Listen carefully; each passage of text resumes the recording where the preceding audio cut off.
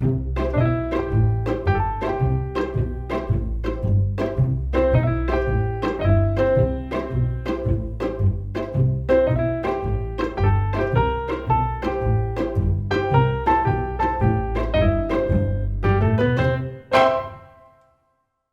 않은 지방살이, 만만치 않은 퀴어살이, 할 말 많은 쥐들이 모여 떠드는 오디오 쇼. 시골쥐 퀴어쥐 지금 시작합니다. 안녕하세요, 쥐하다입니다. 안녕하세요, 지읒입니다. 네, 여러분 또 의도치 않게 오랜만에 네. 찾아뵙게 됐습니다. Long time no see. 지난번에 저희가 별도로 오디오 업로드는 안 했습니다만 저희의 이제 인스타그램 계정을 팔로우 계신 분이라면 저희에게 무슨 일이 일어났는지 알고 계실 거예요. 네. 네. 무슨 일이 있었습니까, 우리가? 저번에 녹음실에 왔는데 녹음을 못했죠. 진짜 열심히 왔거든요. 네. 모처럼 시간도 좀 맞춰서 온 것 같은데. 그러게. 그날 심지어 한글날 아니었나? 아, 맞아요. 쉬는 날이었어요. 맞아요. 님들 모두 쉴 때 우리 출근했거든요. 그런데 왔는데 네. 녹음이 되지 않는 것이에요. 네, 녹음 장비에 문제가 좀 있었습니다. 네, 저희가 1시간 동안 엄청나게 씨름을 했지만 정말 씨알도 먹히지 않아가지고 결국 포기 선언을 하고 휴방하겠다고 051 FM PD님께도 말씀드리고 네, 구독자 여러분에게도 인스타를 통해서 남아 알려드리긴 했습니다. 그게 사실은 어떻게 저떻게 하면 하려면 할 수는 있었어요. 저희가 폰으로 녹음하려고까지 했잖아요. 네. 근데 사실 이미 한글날에 우리는 열심히 와서 1시간 동안 컴퓨터랑 씨름하다가 아유 그냥 하기 싫어진겨. 의욕이 싹 사라진 것이에요. 네, 너무 힘들어져 버린겨. 그래서 못했습니다. 네, 그래서 소득 없이 퇴근을 했다. 네. 네, 그게 바로 지난주의 일이었고요. 네. 이번 주는 다행히도 저희가 녹음 장비의 구성을 조금 바꿨어요. 051 FM에 있는 기기를 기본적으로 이용하는 건 달라지지 않았는데 오늘 저장을 제 개인 노트북에 하는 것으로 시스템을 좀 바꿔서 진행하고 있는데 지금까지는 문제가 없이 잘 되고 있는 것 같습니다. 네, 좋은 것 같습니다. 네네, 앞으로 사고가 덜하려면 이 방식을 채택하는 게 좋을 것 같아요. 네. 지난 2주 지훈님 어떻게 지내셨나요? 뭐 했더라? 너무 오래된 것이라서 기억이 나지 않는 것이요. 아, 맞다. 중요한 일이 하나 있었습니다. 예, 어떤 일이 있었나요? 제가 그 이반지아님의 라이브 방송에 소개가 됐어요. 봤습니다. 네. 그 이반지아님이 당분간 이제 쉬신다고 휴방을 하신다고 얘기를 하셔가지고 사실은 앞지가 계속 라방을 하실 줄 알고 노래가 나오면 그때 연락을 드리려고 했는데 아버지는 항상 거기 계실 줄 알고 그러니까 자식된 애들이 그렇게 생각을 했던 거죠. 안일하게. 앞지가 늘 살아 계실 줄로만 알고 이렇게 안일하게 살다가 앞지 쉬어야겠다 이렇게 해서 어마 뜨거라 하고 이제 찾아뵌 거죠. 네. 어떤 연유로 등장하게 되셨죠? 제가 이번에 또 싱글을 하나 준비하고 있지 않습니까? 네. 힙합 R&B 서울 여자를 사랑해선 안 돼라는 곡을 준비하고 있는데 이제 그 노래에 대한 이제 소개와 홍보를 부탁드린 것이에요. 근데 다행히를 넘어서 감사하게도 10분 정도를 저의 홍보에 힘을 써주셨어요. 네, 굉장히 길게 언급이 됐는데 그것은 이제 아버지의 은혜이기도 하지만 님이 좀 어그로를 끄셨더만요. 제가요? 저는 그 방송을 보면서 그 좀 킹받았던 게 이제 그 앞에 이제 그 이반자 아버지께서 읽어주시긴 하셨지만 님의 이제 요청 그 메시지 그렇죠. 아버지께 남은 시간이 얼마 남지 않았다 이런 얘기를 하면서 아버지를 기막히게 하셨잖아요. 앞지 돌아가시니? 이렇게 말씀. 돌아가셔? 이러면서 그런 킹받는 포인트를 포함해서 또 이제 야심차게 님의 자켓 사진을 골라달라고 님의 그 또 이제 부치력 넘치는 세 장의 완전 약간 각 잡고 찍은 사진을 다 보냈지 않습니까? 네. 여러분 이거는 그 이반지아 채널 유튜브 채널에서 라이브 다시 보기를 하면은 보실 수 있습니다. 필히 봐주십시오. 진짜 웃긴 부분이었고 1시간 45분쯤인가? 2시간 45분 2시간 40분 좀 뒤쪽이었던 것 맞아요. 같아요. 네, 2시간 45분부터 55분까지. 요거는 저희가 이제 요 방송 업로드 할 때 그 타임스탬프 찍어가지고 링크를 걸어드리는 걸로 하면 네. 어떨까요? 그러면 감사하죠. 네. 아무튼 굉장히 반가우면서도 부끄러우면서도 웃긴 모먼트였다. 네, 너무 진짜 역시 앞지였고 너무 잘 살려주시고 진짜 그 자켓 사진 제가 3가지를 올렸는데 하나는 이제 오뎅을 먹고 있는 오뎅을 뜯고 있는 오뎅을 뜯고 있는 사진이고 두 번째는 이제 완전 소주를 꺾어 마시는 굉장히 날렵한 턱선과 함께 그쵸. 네. 지읒의 아름다운 엽선이 나오는 그런 진짜 화사한 사진이 있거든요. 네, 완전 사기 컷인데 그거랑 세 번째는 약간 이선희 같은 제법 좀 인디 걸 같은 인디맨 같은 약간 그런 옛날 레트로 느낌의 잠자리 안경을 끼고 조금 홍대병 느껴지는 약간 그런 샤이니 같은 네네네. 그런 걸 찍었죠. 그래서 아버지가 또 지적하셨잖아요. 그 점에 대해서 이건 약간 이성애사와야 타협하는 느낌이다. 근데 정확해. 진짜 정확하게 보셨어요. 그 사진의 방향성이 그랬다는 거 정말로. 그렇죠. 그러니까. 그거는 사실 지나가면서 보면 그냥 좀 어린 남자애인가? 이렇게 생각할 수도 있어. 그냥 머리 짧은 노래하는 여자애네 이렇게 보고 그냥 넘어가는 그런 느낌. 앞에 두 개는 어떻게 봐도 이 퀴어적임을 지울 수가 없는데. 그치. 왜냐면 이제 멜빵을 내고 수트를 입고 쫙 빼입고 이제 포장마차에서 술을 마시니까. 네, 세 번째는 조금 요즘 것들의 범주에 포함될 수 있을 것 같은 약간 그런 소프트한 느낌의 사진이었다. 저는 사실 개인적으로 두 번째 사진이 마음에 들거든요. 아, 그래요? 네. 근데 뭐 여러분들이 그때 반응해 주신 것도 그렇고 아버지가 말씀하신 것도 그렇고 첫 번째 사진이 이번 님의 노래 방향성과 맞지 않나 그런 생각이 듭니다. 그러니까 첫 번째 사진을 그때 뭐라고 표현하셨더라? 대면한다 그랬나? 보여준다 그랬나? 아무튼 정면 승부라고 하셨어요. 정면 승부. 정면 승부하는 사진이 첫 번째 사진. 네. 그걸로 채택되는 거죠, 그러면. 그렇죠. 그리고 두 번째 사진은 뭐라고 하셨냐면 약간 디나이얼 같다. 소주 잔에 약간 얼굴이 가려졌었거든요. 근데 그거를 이제 약간 뒤로 숨는 느낌이 있다. 비겁하다는 거지 사실. 완전 나오지 못하고 그렇지. 정면 승부하지 못하고. 그렇지. 얼굴 없는 가수인 거지. 신비주의 노선으로 가는 경우 겁나 말도 안 되지만. 네. 그래서 아무튼 정면 승부로 가기로 했습니다. 네. 여기서 이제 그 피드백의 결과를 발표하는 자리가 되었네요. 네. 사실은 저는 처음부터 오뎅을 이라는 요소를 넣은 걸로 앨범 자켓을 하고 싶었어요. 부산 부치로서의 그것을 드러내기 위해서. 이번 앞지가 그 오뎅을 먹는 게 굉장히 정치적이기도 하다 이렇게 얘기를 하셨는데. 그치. 보통 선거 때나 볼 수 있는 풍경 아닙니까? 그치. 그치. 네. 서민적인 어떤 그런 포지션을 가져가고 싶을 때. 그럼요. 또 부산은 오뎅이지 않습니까? 예향심에까지 불을 붙일 수 있는 그런 요소기 때문에. 그렇죠. 그래서 이제 처음부터 그렇게 생각은 하고 있었는데 사진 찍다 보니 그 뭔가 다른 샷들도 좀 괜찮다 이렇게 해서 고민이 돼서 올린 건데 너무나 정성스럽게 자기 일인 것처럼 피드백을 해주셔가지고 통찰력이 엄청나신 것 같아요. 네, 진짜. 그러니까 그 사진 3컷만 보고도 난 그래도 이제 이 과정들을 알잖아요. 그럼요. 님이 이제 찍고 뭐 B컷이나 이런 것도 공유해 주셔서 보고 했었잖아요.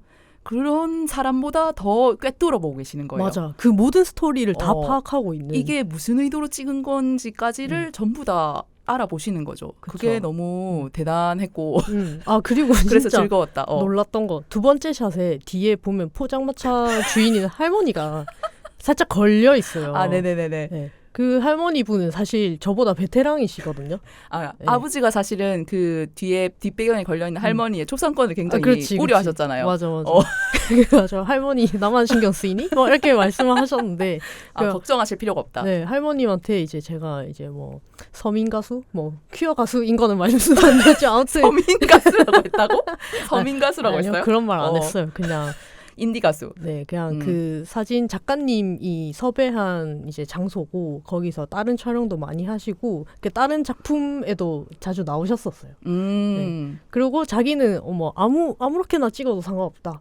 굉장히 프라이드가 있는 분이셨고 프로시네. 네, 완전 프로신 거죠. 네. 그래서 초상권 걱정은 안 하셔도 된다. 합의가 된 사항이다. 네, 이미 그분과 이제 논의가 된 상황이다. 더 지읒보다 더 프로이신 분이셨다. 그쵸, 네. 촬영에 있어서는 저보다 다작이신 분이다.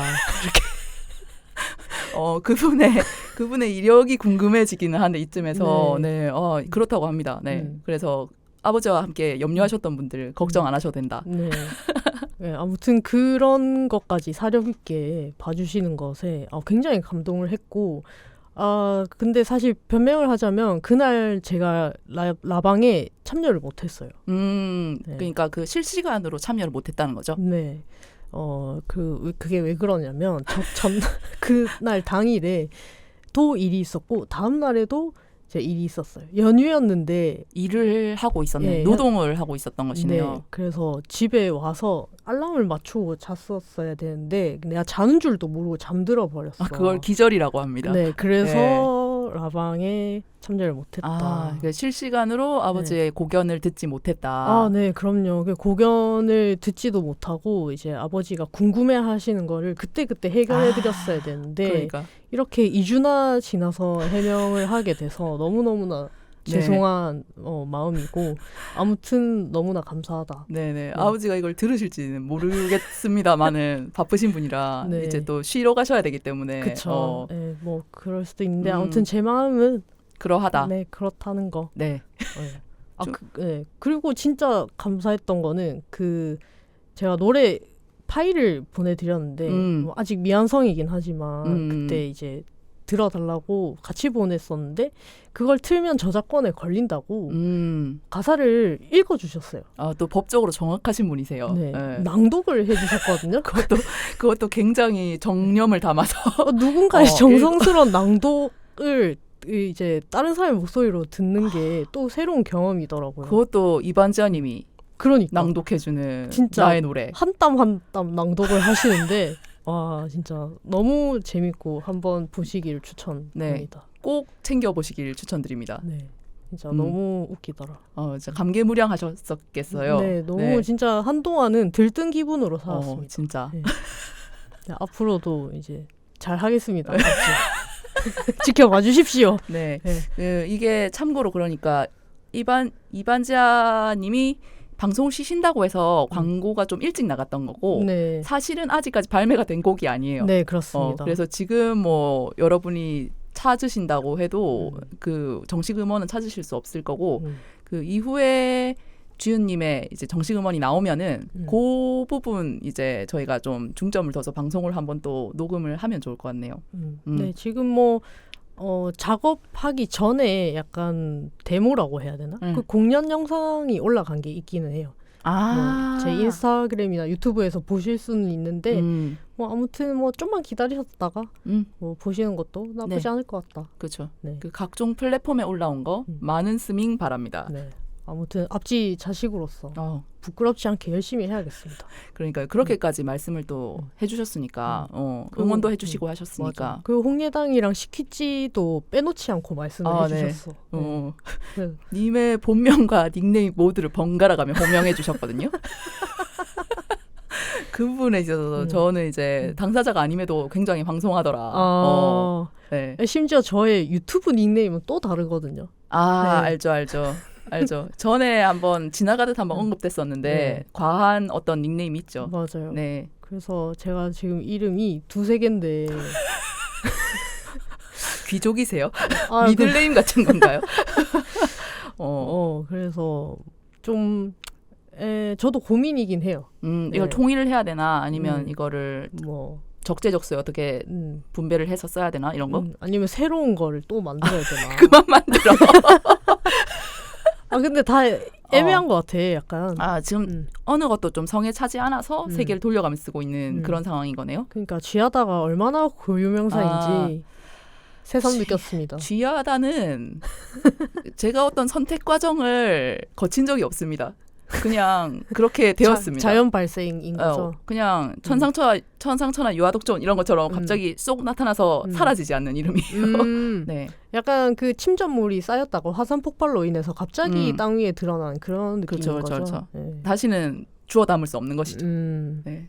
이 닉네임에 대해서는 아직까지도 메커핀으로 가는 것 같은데 궁금하신 분들은 프롤로그 들어도 거기 답이 없지 않습니까?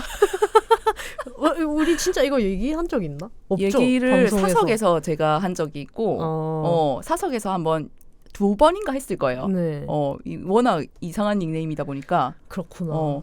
나중에 뭐 저희 방송 말미에도 댓글 읽기 하겠지만은 거기 또 재밌는 댓글이 또 달렸더라고요. 아 그래요? 네네네. 네. 저희 닉네임에 대한 댓글이 그럼 달렸거든요. 빨리 그래서 나중에 그 부분에 대해서 언급하면서 또 이 닉네임 논란 한 번 더 종결. 네, 한 번 더 파헤쳐 보겠습니다. 네.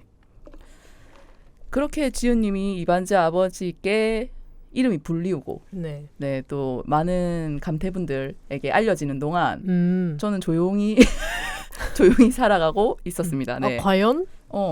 요새 완전 열심히 놀러 다니더만요. 그 부산국제영화제 시즌이었죠. 네. 그래서 이제 거의 뭐 센텀에 붙박이로 있었다. 네, 그 정도고 뭐 아주 뭐 물에 술 탄 듯 술에 물 탄 듯 이렇게 보이지 않게 살아가고 있었고 그러기에는 지금 머리가 너무 이쁘단 말이죠. 변화라고 하면 머리입니다. 그간 무슨 변화가 있었니 너에게? 라고 물어보신다면 네, 머리를 깎고 볶았습니다. 네. 그간 지난 한 4, 5개월? 네. 저도 저의 머리가 마음에 들지 않았어요. 그냥 기르고 있는 상태였고 근데 그것이 또 기르고자 하는 의지가 포함되지 않은 기르기였어요. 뭔지 아시죠? 내버려 둔겨. 어디 섬에 갇힌 것처럼 내버려 둔 채 방치한 채로 그냥 쭉쭉 기르고만 있었던 머리인데 좀 정리가 필요하지 않겠나 해서 가을을 맞아서 미용실에 한번 갔습니다. 네, 그래서 제가 엄청난 직모이기 때문에 머리를 짧게 깎으면은 반드시 파마를 해줘야 돼요. 그래서 지금과 같은 이런 머리가 되었습니다. 근데 너무 훈훈한 붓이다. 훈부다, 훈부. 고맙습니다. 네. 뭐 주변에 혹시 뭐 별다른 피드백 없었나요? 뭐 여러 가지 피드백은 있었는데 대부분 긍정적이었고, 네, 저도 스스로도 만족하고 있기 때문에, 뭐 궁금하신 분들은 보세요. 네, 뭐 유튜브로 보시는 유튜브로 분들. 보시든지 아니면 저희 그 사과 영상에 사과 영상과 사과 사진에 담겨 있으니 그것을 참고해 주시고, 네, 뭐 그 정도네요. 그리고 요즘 좀 제가 지난번 방송 때 한번 말씀드렸었는데 달리기 재개했다고 했잖아요. 지금도 꾸준히 하고 계신 건가요? 네, 비교적 꾸준히 하고 있고 이것을 지금 도와주고 있는 저의 그 러닝메이트가 나이키 런클럽이라는 앱이 있거든요. 네. 아시나요? 네네. 들어봤어요. 나이키에서 제공하는 러닝 앱이에요. 러닝 기록 측정해주고 뭐 이제 관리해주는 그런 어플인데 거기에 플랜이라는 메뉴가 생겼더라고요. 그게 뭐죠? 트레이닝 플랜 메뉴인 거예요. 그래서 거기에 이제 각자의 목표에 따라서 플랜을 추천을 해주거든요. 이제 선수 하시는 거예요? 근데 이제 저는 사실 그런 어떤 훈련량이나 이런 걸 정해놓지 않고 그냥 그날의 컨디션에 따라서 5km, 7km, 10km 이런 식으로 그냥 거리 위주로 잘라서 달렸었거든요. 그랬는데 제가 한 봄쯤부터 달리기를 전혀 안 하면서 공백기가 굉장히 길었단 말이에요. 그래서 갑자기 무작정 시작하려니까 조금 마음에 허들이 있는 게 느껴지는 거예요. 그래서 이것을 달리기를 시작은 하고 싶은데 뭐 어떤 식으로 어느 정도 운동량으로 시작하면 좋을까를 생각하던 중에 오랜만에 나이키 런클럽 앱을 켰는데 그 플랜이라는 기능이 있는 거예요. 그게 아까도 방금도 말씀드렸듯이 트레이닝 그 플랜들이 쫘라락 있고 그중에서 제가 선택한 것은 18주 마라톤 풀코스 트레이닝. 18주 마라톤 풀코스? 그러니까 18주 동안 마라톤을 완주할 수 있을 만큼의 그 달리기 훈련을 제공해 주는 것이에요.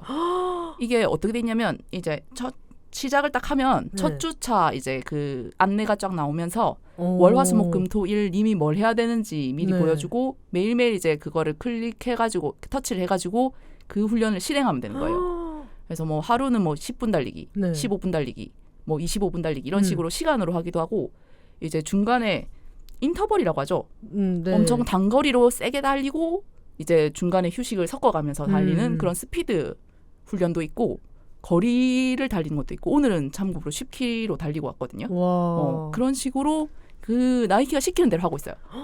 갓생이다. 그렇게 하니까 조금 그래도 하게 되더라고요. 거기 이제 아주 영리하게도 중간중간에 휴식일이 있거든요. 그 일주일이 7일이잖아요. 7일을 다 달리는 게 아니고 7일 중 이틀은 휴식일로 이렇게 배정이 돼 있어요. 그래서 이날은 그냥 합법적인 휴식일인 거예요. 내가 뭐 오늘 몸이 완전 달리고 싶은데 기분이 좀 달리고 싶은데 몸이 너무 달리면 좋을 것 같은 몸 상태인데 뭐 이래도 그날은 쉬어야 되는 거예요. 그렇게 이제 쉬는 날까지 지정을 해주니까 싹 따르게 되더라고요. 너무 좋다. 완전 코치인 거네요. 네네네. 코칭을 당하고 있는 것이죠. 거기 이제 그 러닝 코치들의 음성 메시지 같은 것도 들어있어요. 좀 힘드시죠? 이러면서 거의 다 오셨어요. 막 이렇게 응원을 해주신단 말이죠. 아무튼 뭐 그래서 저는 항상 그런 어떤 코칭을 받으면서 달린 경험이 많지 않기 때문에 그 자체가 되게 새로운 자극이라서 네, 비교적 규칙적으로 그리고 즐겁게 달릴 수 있도록 해주는 도구를 찾은 것 같아요. 네, 그래서 아니, 어쩐지 요새 지하다님 얼굴 때깔이 좋아요.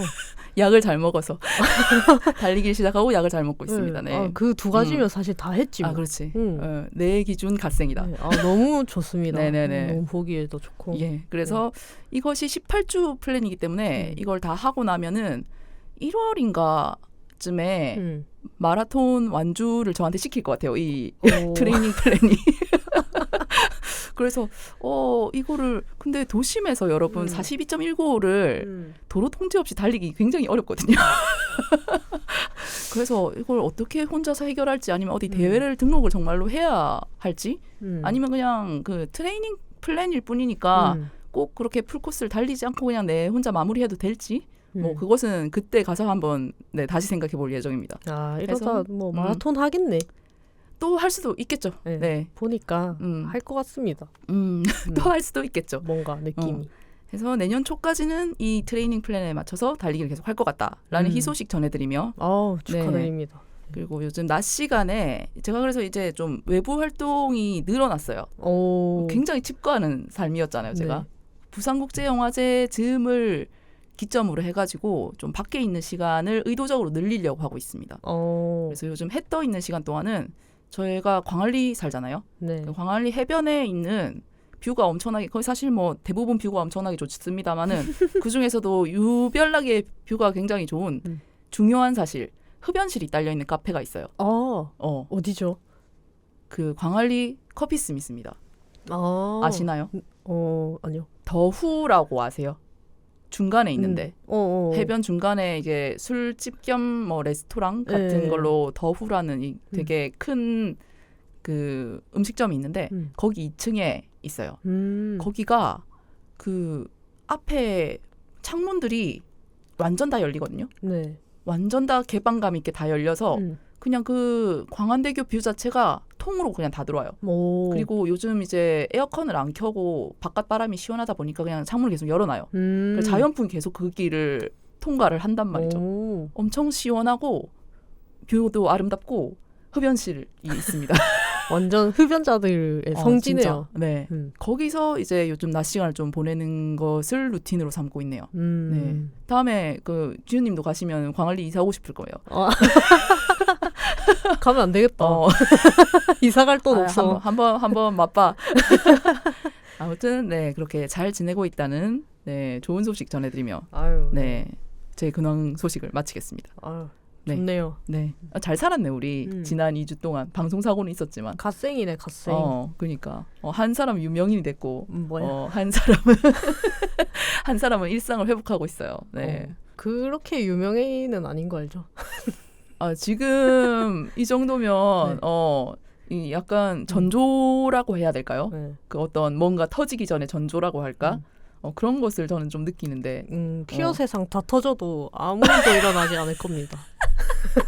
우리가 다 터진다 해도 뭐 저는 그걸 믿기 때문에 네네네. 근데 뭐 이런 약간 뭐라 그래야지 겸손함? 담담한 자세? 이것도 약간 스타의 애티튜드라고 저는 생각을 합니다. 네, 이게 뭐가 담담한 건데. 그렇게 그 포지션을 유지하시는 것도 멋지다고 생각합니다. 네. 이 담담 가스라이팅은 뭐죠? 지금 이 태도 담담한 거 아니면 뭔데 그럼? 네. 아무튼 네, 우리 둘 다 축하합니다. 네, 축하드립니다. 네네네. 네. 저희가 오늘 오랜만에 만나서 나눌 대화 주제는 사실 지난 한글날 방송 때 우리가 그걸 하려고 했잖아요. 뭐였죠? 한글날 특집 하려고 했잖아요. 아, 예. 근데 뭐 한글날 지나갔으니까 그거는 내년으로 기억하고 내년 한글날. 네네. 1년 기다리셔야 된다. 네, 365일만 기다리면 될 듯. 하고 이번에는 부산국제영화제가 싹 다 끝났고 제가 여러 편의 영화를 보고 왔지 않습니까? 네. 대부분 프리미어 공개였고 정식 개봉이 당연히 안 된 영화들이기 때문에 그것을 본 감상을 여러분과 좀 나누는 시간을 가지면 어떨까? 제가 최대한 스포는 하지 않을게요. 평소와 달리. 저희가 원래는 스포일러를 한정없이 하는데 네. 전 여기서는 스포하면 정말 대악당이 되는 거 아닌가 이런 생각이 들어서 네. 최대한 스포일러는 자제하면서 어떤 영화였는지 그리고 어떤 점이 좋았는지 이런 것들에 대해 좀 얘기를 해보려고 하고 이거에 맞춰서 이제 지은님도 지은님은 이번엔 부산국제영화제 영화 하나도 안 보셨죠? 네. 해맑은 표정. 오히려 그게 정신 건강에 좋은 것 같아요. 왜? 그러니까 뭐 그거를 이제 괜히 기대하면서 예매를 했다가 놓쳐서 아쉽고 슬퍼할 바에 그냥 집에 있는 게 행복하지 않나. 내가 승리자다. 집에서 그래서 네. OTT 그리고 TV에서 본 여러 가지 그 미디어들 네. 감상을 함께 여기다 섞어서 나눠보는 것으로. 그래서 좋습니다. 제목이 진짜 이렇습니다. 쥐하다의 BIFF 그리고 지읒의 OTTV입니다. 네, 어떻게 네 글자로 맞춰봤어요. 좋다. 네네. 해서 오늘 이렇게 얘기를 나눠볼 예정입니다. 네, 그래서 제가 부산국제영화제의 영화들을 총 몇 편을 봤냐면 편수로 따지면 11편인 것 같아요. 와우. 그 티켓팅 성공한 게 9개인데 네. 그중에 1개가 미드나잇 패션이라고 밤새서 영화 3편을 연달아 보는 구성인 거거든요. 네. 그래서 편수로 따지면 11편을 봤다. 와, 어떻게 그게 가능하지? 시간이 많으면 가능합니다. 한 5일 하지 않았어요? 6일인가? 그 공식 일정은 열흘 정도죠. 열흘 정도인데 그 중에서 이제 제가 빡세게 다닌 거는 한 5일 정도. 네. 뭐 집에서 가깝고 해서 네 거기서 센텀에서 계속 머무는 게 불편하진 않았습니다. 뭐 영화 감독으로 하셔야 되는 거 아니에요? 저보다 더한 사람들이 있을 거예요. 이거 듣는 사람 중에 뭐 10편 뭐 많이 보긴 했는데 뭐 이런 느낌으로 듣고 계신 분들 있으실 거고 저도 전에 얘기했다시피 진짜 한창 미쳐 있을 때는 20편 정도씩 봤기 때문에 와우. 뭐 근데 딱 즐기기 좋은 정도의 분량이었던 것 같아요. 네. 하루 종일 앉아서 영화를 보면 여러분 엉덩이가 너무 아픕니다. 예, 이건 진짜 해본 사람만 알 것 같은데 영화관 의자가 푹신하잖아요. 네. 그래서 웬만해서는 한 2-3시간짜리 영화 한 편을 보는 동안에는 엉덩이가 아프다거나 뭐 허리가 아프다거나 이런 것을 느끼기가 쉽지 않아요. 원래 좀 아프신 분들이라면 좀 다르겠지만 네. 저는 별로 불편함 못 느끼는데 하루 종일 한 3편 연달아 보다 보면 내가 지금 약간 어떤 기계 장치에 갇혀서 이렇게 주입당하는 어떤 실험체가 된 느낌이에요. 그리고 육체가 약간 힘들어하는 게 느껴지거든요. 그래서 하루에 2편 정도 그것도 약간 텀을 두고 보는 게 좀 적당한 것 같다. 네. 그래서 네, 좋았습니다. 네. 그래서 제가 본 영화들을 하나씩 좀 소개를 해드릴 건데 그 다는 제가 얘기를 안 할 거고요. 본 것들 중에서 그래도 좀 퀴어 영화에 가까운 것들, 퀴어적인 요소가 좀 들어가 있는 영화들을 위주로 좀 길게 설명을 드릴 것 같아요. 그러면은 처음에 그 예매한 11편도 전부 다 퀴어일 것이다? 라고 생각한 예매였나요? 일 수도 아닐 수도라는 것까지 포함된 것이었죠. 미드나잇 패션은 조금 그런 의도에서는 벗어나 있는 선택이긴 했는데 네. 그건 저의 일종의 리추얼 같은 거라서 그거는 그냥 부산국제영화제 기간 동안 미드나잇 패션 한 번은 달려야지 라는 어떤 의무감이 있기 때문에 이상한 의무감이지만 네.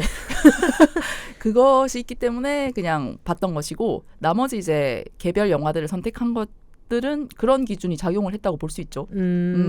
하지만 그 선택의 결과까지 제가 좀 말씀드릴게요. 아 너무 재밌겠다. 빨리 얘기해 주세요. 네, 제가 제일 처음 본 영화 그냥 본 순서대로 영화 소개를 좀 해드릴게요. 네. 제일 처음에 본 영화가 솔리드 바이 더 시였습니다. 요거 전에 저희가 그 앞에 비프 영화 카탈로그 보면서 이제 언급했던 것 중에 있었던 영화인데 그 LGBTQ 딱지가 붙어 있었던 영화고요. 인도네시아 영화고 이번 영화제 인도네시아 영화가 굉장히 많이 소개가 됐었는데 저도 그래서 솔리드 바이 더 시를 포함해서 몇 개를 이제 맛을 좀 봤는데 재밌더라고요. 이게 또 이제 문화적 다양성 이런 게 한국이랑 그리고 저희가 자주 접하는 할리우드랑 다른 부분이 확실히 있고 그 어떤 정서 같은 게 그 한국인들이 보기에도 그렇게 이질감이 느껴지지 않는 정도의 충분히 이입할 수 있고 즐길 수 있는 그런 것들을 다루고 있어서 좋았던 것 같고요. 약간 발리우드랑도 차이가 있나요? 발리우드랑은 상당히 좀 제가 본 영화들은 좀 차이가 있었죠. 네. 발리우드 영화도 이번에 이제 야외 상영장이나 이런 데서 상영을 했던 걸로 아는데 네. 굉장히 신나고 짠짠하고 이제 뭔지 아시죠? 다 같이 춤추고 끝나잖아요. 눈과 귀가 다 즐겁잖아요. 이게 그러니까 그 흥을 약간 맥주 광고 같은 거라고 저는 생각하거든요. 야 이러면서 다 신나. 갑자기 나 벼랑간 신나가지고 이렇게 막 이렇게 춤을 춘다거나. 3-4시간 동안. 그렇죠. 그런 흥겨움이 이게 넘실대는 게 제 안에서의 어떤 발리우드에 대한 이미지라면, 뭐 같은 남아시아, 동남아시아 이쪽이긴 하지만 인도네시아 영화는 조금 결이 좀 다른 느낌은 있어요. 제가 본 영화는. 솔리드 바이 더 시는 그 내용이 어떤 것이냐면 인도네시아에 무슬림들이 좀 많이 사는 지역이 있대요. 거기를 배경으로 하고 있거든요. 어떤 해안을 끼고 있는 마을입니다. 크지 않은 그냥 그 알죠. 서로 가족들 저 옆집에 누구 사는지 다 알고. 어촌 마을. 어촌 마을은 아닌 것 같고. 그러니까 그 어떤 뭐 어업에 관한 어떤 것은 없었던 것 같은데. 관광지인가? 조용한 그냥 바닷가 해변을 가지고 있는 마을이에요. 근데 거기에 살고 있는 무슬림 집안의 외동딸입니다. 외동딸 맛있지. 여기서부터 일단 이런 피드백이 오니까 어떻게 이어가야 될지 잘 모르겠는데 아무튼 네. 보수적인 무슬림 집안의 외동딸인 샤티라는 인물이 있어요. 이름도 예쁘다. 샤티. 네. 그리고 이제 친구들은 대부분 이제 결혼을 하고 해서 막 이렇게 모여가지고 놀면은 남편 얘기, 시가 얘기 이런 얘기 하고 흔한 한국의 어떤 그 풍경과도 좀 맞닿아 있는 부분이 있어요. 네. 그런데 이제 샤티는 결혼하지 않았고 뭐 약혼한 사람도 없고 해서 그 주변의 친구들도 그렇고 집안에서도 그렇고 빨리 좋은 남자 만나서 결혼을 해라. 그게 그 여자가 행복해지는 길이다. 약간 그런 식의 가스라이팅을 계속 당하고 있는 인물입니다. 네. 하지만 뭐 샤티는 뭐 그런 부분에 대해서 본인이 흥미가 없는 것도 있고 계기가 없었던 것도 있어서 그렇게 적극적으로 그런 것을 찾아다니진 않아요. 그렇게 살아가는데 어느 날 그 동네에 폰이라는 이름의 도시에서 온 여성이 옵니다. 머리를 일단 탈색하셨고 크롭티를 입고 다녀요. 그래도 되나? 인도네시아에서? 그러니까 그 마을에선 굉장히 이질적인 존재죠. 왜냐면 거긴 다 히잡 쓰고 다니고 여성들이. 그쵸. 근데 그 와중에 이제 뭐 엄청 캐주얼하게 살을 드러내고 머리도 이제 중단발 머리를 하고 있거든요. 네. 완전 짧은 머리네. 그러면. 그리고 탈색한 머리. 그래서 그 동네에서는 누가 봐도 외지인이구나 하고 튀는 외모를 가지고 있어요. 네. 어쩌다 그 동네에 왔대? 이 폰이라는 친구가 이 작은 마을에 오게 된 이유는 자신의 예술 작업을 하기 위해서입니다. 현대미술가거든요. 폰은. 뭐 앞지야? 앞지 현대미술가 하시잖아. 그렇지. 근데 현대미술에는 여러 가지가 있는데 이 친구는 설치미술 쪽인 것 같아요. 그리고 이제 본인이 다루려는 주제가 여기 이 영화 제목이 솔리드 바이 더 시잖아요. 그것이 주제입니다. 솔리드가 뭐지? 그러니까 뭐 어떤 솔리드는 가수 이름 아니야? 어떤 사물, 고체, 사물, 바다 옆에 있는 어떤 사물을 뜻하는 말이에요. 진짜 현대미술스럽다. 근데 여기서 이제 중점적으로 다루는 게 뭐냐면 이 해안 마을이 점점 침식돼 가지고 그 지금 부산도 사실 이게 되게 문제가 되고 있는데 해변이 점점 좁아지고 있잖아요. 네. 모래가 계속 유실되고 네네. 이게 해수면이 높아지고 해가지고 이게 점점 모래밭이 사라지고 그 물이 자꾸 안으로 들어오는 그 현상이 여기에 좀 심각하게 나타나고 있는 지역인 거죠. 그래서 그 시장을 필두로 해가지고 이 지역에 이제 그런 행정가들이 무슨 짓을 했냐면은 거기다 방파제를 엄청나게 지어놨어요. 그러니까 해안 침식을 막기 위해서 네. 모래를 붓고 하는 것도 있지만 앞에 이제 파도 치는 그 경계선 부분을 전부 다 방파제를 쫙 다 쌓아놨어요. 근데 이 방파제를 쌓았더니 침식이 더 가속화된 거예요. 그래서 그 영화를 보시면은 그 이미지가 굉장히 인상적인데 이게 방파제를 둘러서 뒤에가 이렇게 움푹움푹 파여가지고 네. 침식이 심하게 진행된 모습을 이게 확인할 수 있거든요. 그러니까 방파제를 쌓아놨다는 건 거기까지는 그래도 그 해안이 존재했다는 거잖아요. 그 모래밭이 존재했다는 것인데 그치. 그것을 한참 넘어서 뒤쪽이 엄청나게 침식이 돼서 물이 다 들어와 있어요. 그래서 신기하네. 이거 이과가 설명을 해줘야 될 것 같은데. 네, 아무튼. 이게 과학적으로 이제 그걸 막으려고 하는 그런 물리적인 어떤 장벽을 침으로 인해서 그것을 더 악화시키는 그것이 뭐 과학적으로는 그렇다고 하네요. 뭐 아무튼 그렇다 쳐. 네네 그렇다고 하네요. 네. 근데 이것도 이 영화 전체를 약간 꿰뚫는 메타포 같은 걸로도 작용을 하는 게 그 어떤 흐름이나 그런 게 있잖아요. 그쵸. 그리고 외부로부터의 어떤 자극, 영향 그리고 뭐 표현에 따라서 공격이라고도 할 수 있는 그런 어떤 외부의 침투를 억지로 막거나 보호하기 위해서 세운 어떤 벽이나 안전망 같은 게 사실은 전혀 소용없고 오히려 그 변화를 더 가속화시키는 작용을 한다는 점에서 굉장히 이 흥미로운 메타포죠. 그러네요. 동성애를 막으면 막을수록 더 심각해지고 가속화된다는 그치, 거잖아요. 막을 수 지금. 있는 것이 아니다. 그렇지. 그 도시 여자의 어떤 매력을 막을 수 없는 게 우리는. 네. 그래서 그 현상 자체에 대해서 흥미를 가지고 그것을 배경으로 이제 여러 가지 오브제를 설치하거나 뭐 사진을 찍거나 영상을 남겨가지고 그거를 주제로 자신의 작품을 하고 싶어하는 여성인 거예요. 포는. 그래서 와서 현지 가이드로 샤티를 고용을 한 겁니다. 그래서 이제 샤티가 여기서 오래 살았고 어떤 포인트가 그런 침식이 좀 심하게 벌어지는지 그리고 어디 풍경이 뭐 지금 폰이 하려는 어떤 작품의 결과 맞는지 이런 걸 이제 가이드를 해주는 거죠, 같이. 거의 뭐 침식 데이트 코스. 완전 그렇습니다. 막 서로 같이 이제 해변에 앉아가지고 여기 원래 저까지가 모래사장이었어. 막 이런 얘기하면서 그 샤띠가 돌아가신 할머니랑 엄청 친했던 것이 여기서 나오거든요, 대사 속에서. 네. 근데 이제 할머니는 돌아가셨지만 그 할머니가 하셨던 말이나 이런 거를 계속 곱씹고 있어요, 이 작품 안에서. 그 할머니의 사진을 항상 이제 방에 갖다 두고 그리워하고 그러는 것으로 보여지는데 그때 했던 말들이랑 그리고 이제 폰이랑 같이 다니면서 그 바다를 다시 바라보잖아요. 그것이 이제 상호 충돌하면서 묘한 긴장감 같은 걸 만들어내는 것도 있어요. 아무튼 이 둘은 그렇게 다니다가 정분이 납니다. 그래, 풍경 좋은데 네네네. 계속 같이 다니다 보면 뭐 그럴 수밖에 없지. 비프에 공식 LGBTQ 플러스 딱지가 붙은 만큼 허위 매물은 아니고요. 네. 네. 둘이서 호감을 처음부터 갖고 있어요. 처음 딱 만났을 때부터 호감이 느껴지는 눈으로 서로를 바라봅니다. 이미 준비를 다 해갔네. 그리고 이게 해변을 다니고 하면서 더 그 마음이 깊어져서 제가 보기엔 잤습니다. 여기 이제 적나라한 어떤 씬이 나오진 않거든요. 그런 씬이 나오진 않는데 그랬던 것으로 보이고 엔딩이 굉장히 미묘하게 끝나기는 하거든요.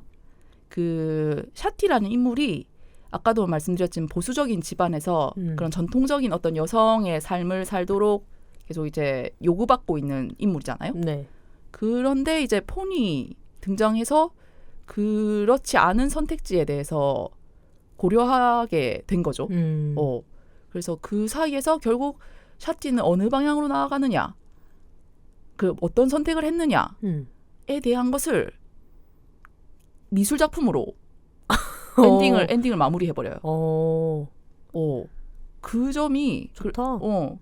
그래서 이게 뭐 그 제가 GV까지 다 듣고 나왔는데 네. 감독이 엔딩 같은 경우는 이제 관객의 해석에 다 맡기고 싶었다. 그러니까 보고 싶은 대로 봤으면 좋겠다라는 식으로 얘기를 했거든요. 그러니까 자신의 정답은 있지만은 이것이 이 영화의 정답이라고 생각하지 않는다고 했던 부분인데, 그러니까 이 샤티가 이 보수적인 바닷가 마을에서의 평범한 여성으로서의 삶을 선택하느냐, 아니면 폰과의 다른 삶을 선택하느냐, 그것이 굉장히 이건가 저건가 싶은 엔딩으로 마무리가 딱 되거든요. 이것은 직접 보셔야 되는데 네. 저는 그것을 드러내는 장치가 되게 흥미로웠어요. 이걸 굉장히 말 안 하면서 하려니까 되게 어렵다. 왜 얘기해줘 그냥. 거울을 사용하거든요. 아, 거울을요? 거울을 그 폰이 중간에 이제 자기 작품을 이래저래 막 이렇게 만들어 나가면서 거울 하나를 해변 모래사장에 꽂아놔요. 해서 이게 그 반대편을 비추잖아요. 거울은. 거기는 이제 파도가 치고 있어요. 바다를 비추고 있는데 사실 이 거울은 모래사장 한가운데 있는 거죠. 그런 중첩적인 이미지를 앞에 한번 보여주는데 뒤에 가서 이 샤티가 그 어떤 좀 명망 있는 집 자제, 그러니까 아들내미랑 그 선을 보게 돼요. 선을 봐서 이제 약간 혼담이 진행될 것 같은 그런 느낌으로 나오거든요. 그래서 그 엔딩에 1번 씬, 2번 씬이 있다고 저는 말하고 싶은데 1번 엔딩 씬에서는 그 남자랑 결혼을 약속하고 결혼 이후에 이제 계획을 막 서로 나누는 그런 해변에서 그런 얘기를 나눈 장면으로 끝나나? 이게 이렇게 끝난다고? 라고 생각할 무렵 두 번째 엔딩으로 나오는데 그 거울이 나오거든요. 네. 그걸 그 약혼한 듯한 남자와 같이 대화하는 부분이 거울의 반영이었던 거예요. 근데 이제 실제로 그 거울 반대편에는 폰과 샤티가 있어요. 해변에서 이제 또 자신들만의 또 그런 뭐 얘기를 나누고 있는 거예요. 미래에 대한 얘기를. 그런 식으로 해서 어느 게 그러면 사실이지? 어느 게 진짜 결말이지? 라는 느낌으로 끝나긴 합니다. 조금 호불호가 갈릴 수는 있을 것 같은데 좀 안전한 엔딩이잖아요. 그러네요. 그렇긴 한데 그 표현 방식이 영화 전체적인 분위기랑 잘 맞았다고 생각해서 저는 호였고 괜찮았습니다. 인도네시아 퀴어, 그것도 여성 퀴어 영화를 보는 또 첫 번째 경험이었기 때문에 굉장히 영화 자체도 되게 재밌는 씬들이 많아요. 그러니까 이게 예술가를 다루고 있으니까 그 예술가의 작업 방식 그리고 그 작품들이 실제로 나오거든요. 그 작업한 결과물들을 전시하는 장면까지 나와요. 결국 그냥 미데레즈라는 거 아닌지. 아, 그렇습니다. 네. 그 폰이라는 인물한테도 약간 전사가 있긴 한데 이 여성도 그 과거에 만났던 남자의 그림자 안에서 괴로워하는 그런 내면을 보여주거든요. 네. 그런데 결국은 둘 다 이것을 약간 극복한다고 해야 될까? 그걸 통과해서 다음으로 나아가는 그런 느낌으로 영화를 만들어낸 것 같아가지고 네, 저는 재밌게 좋게 봤습니다. 실제로 이거 비프 마지막 무렵에 이제 여러 가지 그 상들이 있거든요. 네. 물론 부산국제영화제가 경쟁 영화제는 아닌데 경쟁 영화제라고 하면 그 우리가 알고 있는 칸 영화제 이런 거 같은 경우에는 황금종려상 이런 거 주잖아요. 네네. 그런 식으로 경쟁을 막 이렇게 본격적으로 하는 영화제는 아닌데 어떤 뭐 주목할 만한 영화나 영화인에 대해서 상 주는 게 있어요. 솔리드 바이 더 씨가 아마 무슨 상을 하나 받은 걸로 알고 있습니다. 그래서 잘 됐다 하고 네, 생각을 했었고요. 뭔가 장면이 예쁠 것 같아요. 아, 네, 맞아요. 그리고 아까도 말씀드렸다시피 그 방파제의 그 은유 그게 굉장히 이 도도한 어떤 퀴어를 거부하고 퀴어를 받아들이고 하는 이것도 일종의 조류 같은 거잖아요. 그렇죠. 그 움직임을 뭔가 나타낸 것 같기도 하고. 그치. 사실은 결국은 퀴어의 파도에 휩쓸렸을 거야. 저는 그렇게 생각합니다. 네. 사실 이걸 다루면서 뭐 기후위기나 이런 것도 다루고 싶었고 하셨던 걸로 보이지만 일단 저희는 퀴어기 때문에 굉장히 이걸 또 엄청나게 퀴어적으로 더 해석하게 되는 그런 게 있었습니다. 네. 그래서 솔리드 바이 더 씨 괜찮았고요. 그 다음으로 말씀드릴 거 녹야입니다.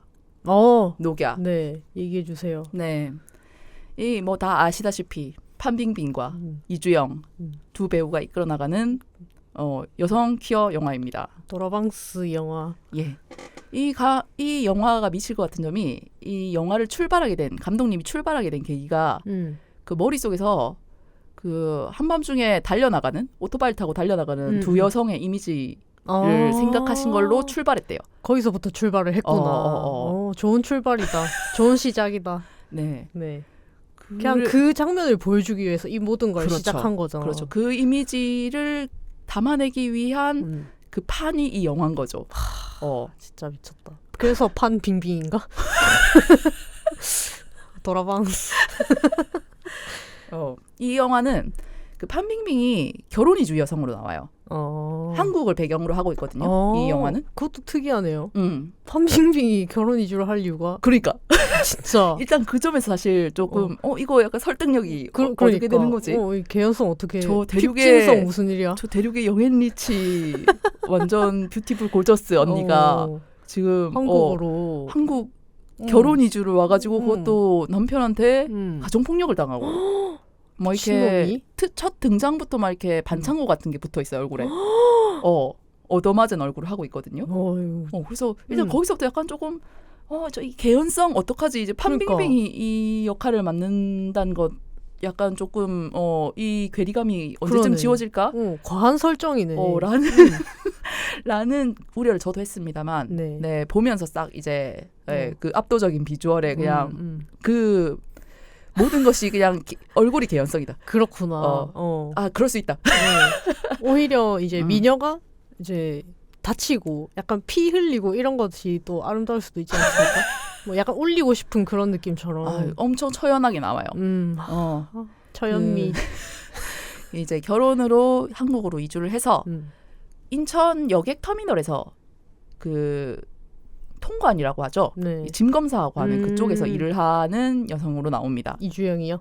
아니요. 판빙빙이요. 판빙빙이요? 판빙빙이 거기서 이제 그 맞아서 이제 멍든 그 처연한 얼굴로 되게 이렇게 사무적인 태도로 그 일을 처리를 하는 모습이 나와요. 근데 갑자기 초록머리 여성이 등장합니다. 아주 이제 개구진 표정을 하고 이렇게 이 미칠 것 같은 지점이 초반부터 등장하는데 뭔데요? 입국 심사대나 뭐 출국하는 그 통관하는 그쪽을 보면은 줄이 여러 개잖아요.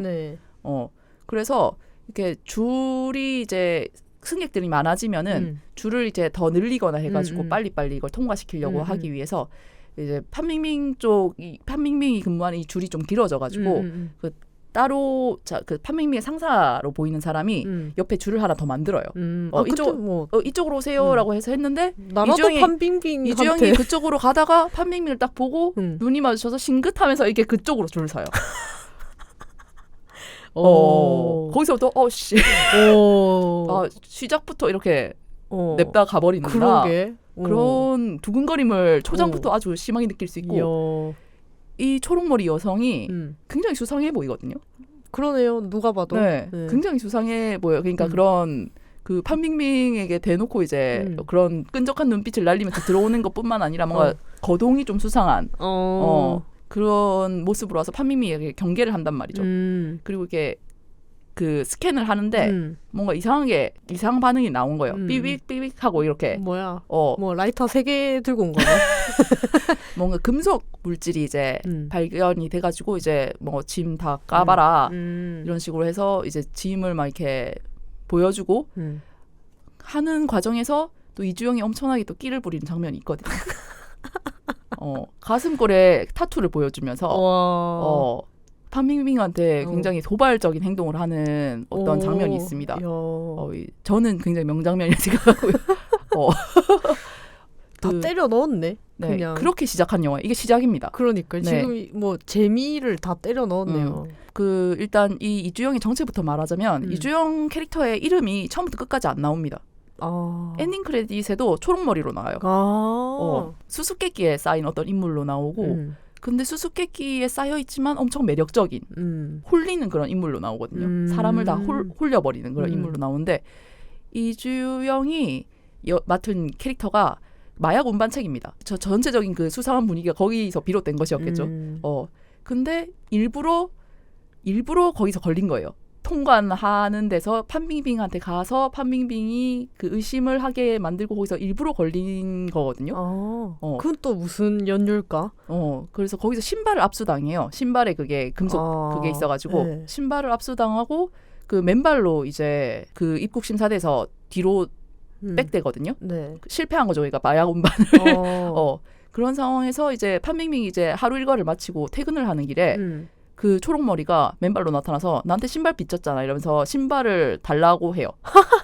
그 집으로 가자고. 도발적인 여자네. 신발 줘야지 나한테. 이래가지고 판빙빙한테 집으로 가자 그래요.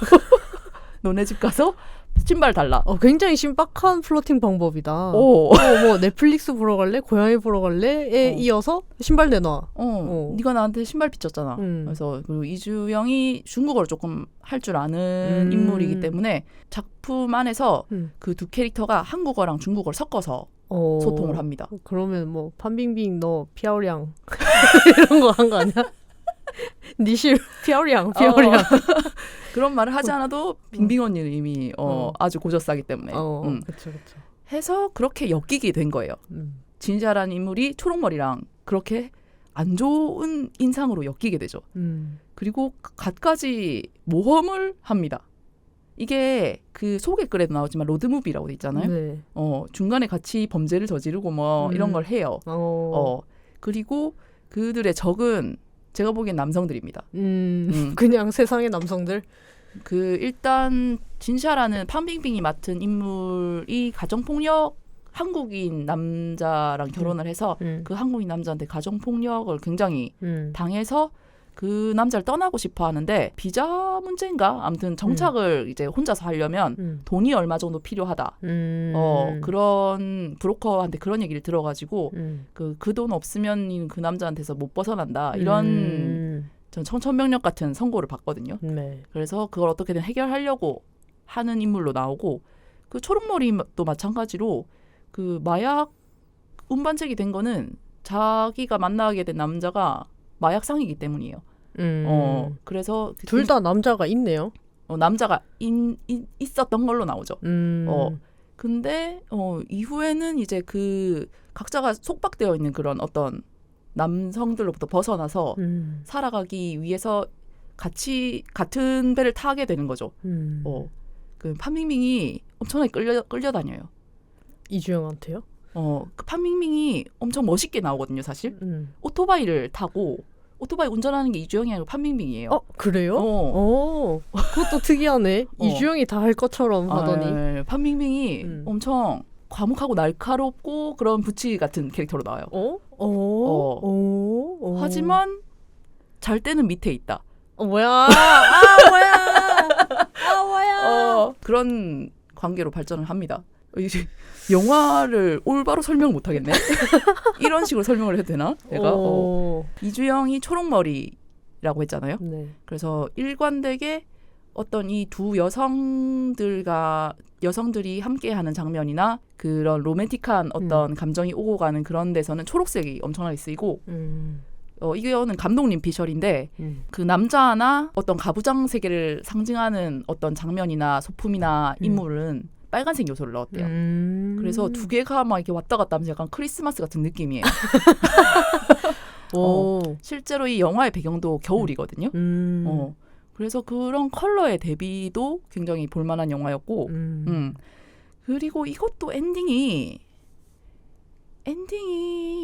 좀 호불호가 갈릴 수 있는 그런 엔딩입니다. 시원한 엔딩이 아니에요.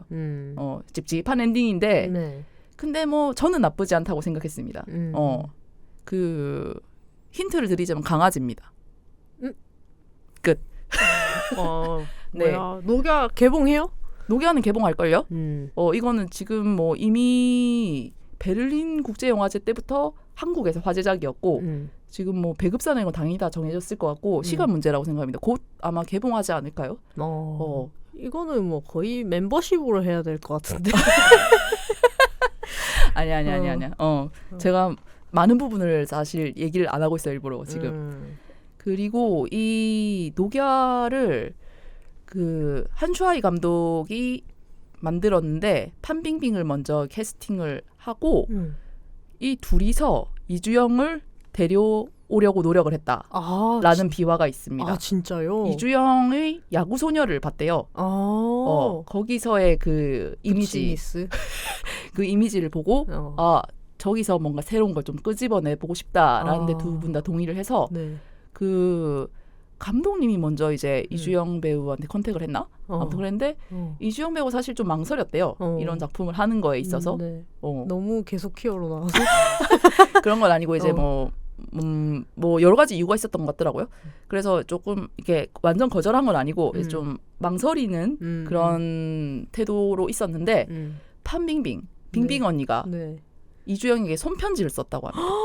미쳤다. 네. 그리고 각종 기자회견 등에서 서로 I love you, 와인이 사랑해를 연발하는 그런 사이가 돼서 제가 GV 봤다고 했잖아요. 거기서 이주영이 그 판빙빙 배우를 보고 계속 빙빙 언니라고 하는 게 미칠 것 같더라고요. 네. 그런 포인트도 있다. 빙빙 언니, 와인이 미쳤다 진짜. 둘이 얼굴합이 굉장히 좋고 그 캐릭터가 두 사람 모두에게 찰떡이에요. 완전 그냥 레지들이 좋아 죽는 그런 합이죠. 그리고 이제 상영장도 뭐 예상하시다시피 거의 퀴퍼 현장 같았다. 거기에 명함 돌릴 걸.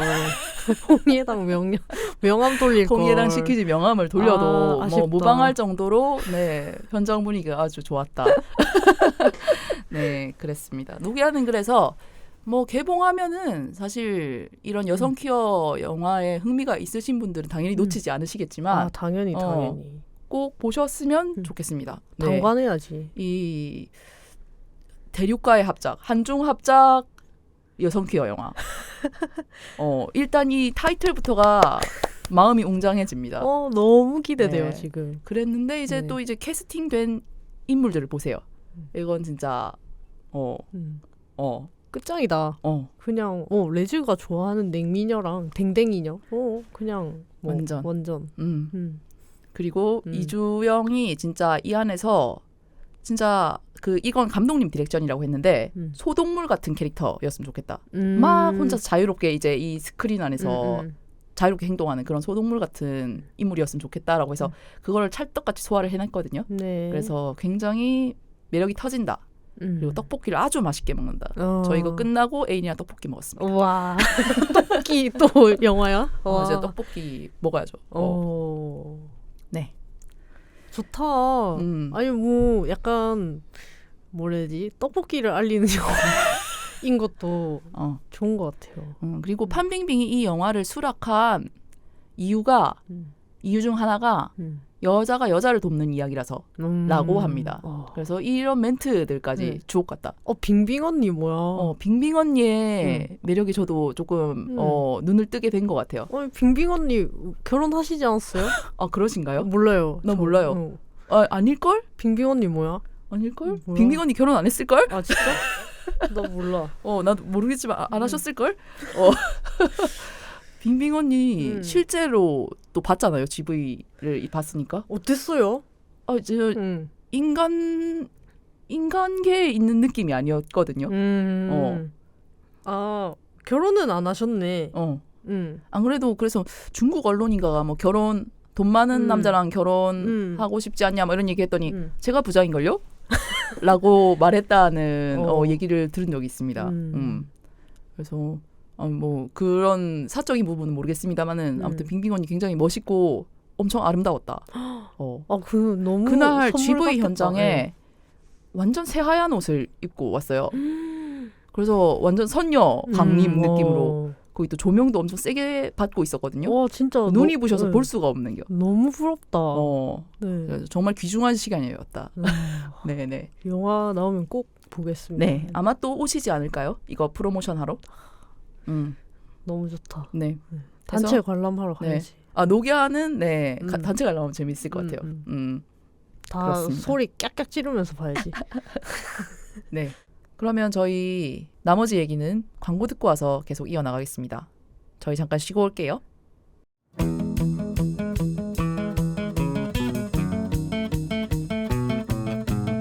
1년 52주 거의 주 1회 업로드하는 근면성실함. 구독자 1000명, 재생 요청수 100만회. 달성하고 싶은 퀴어 팟캐스트계의 핫루키. 지금이 제일 싸다. 시골지 퀴어지에서 합리적인 가격으로 광고를 진행해보세요. 퀴어 마을 게시판, 중간 광고, 영상 광고 및 게스트 출연 요청 5,000원부터. 자세한 사항은 시골지 퀴어지 인스타그램을 확인하세요.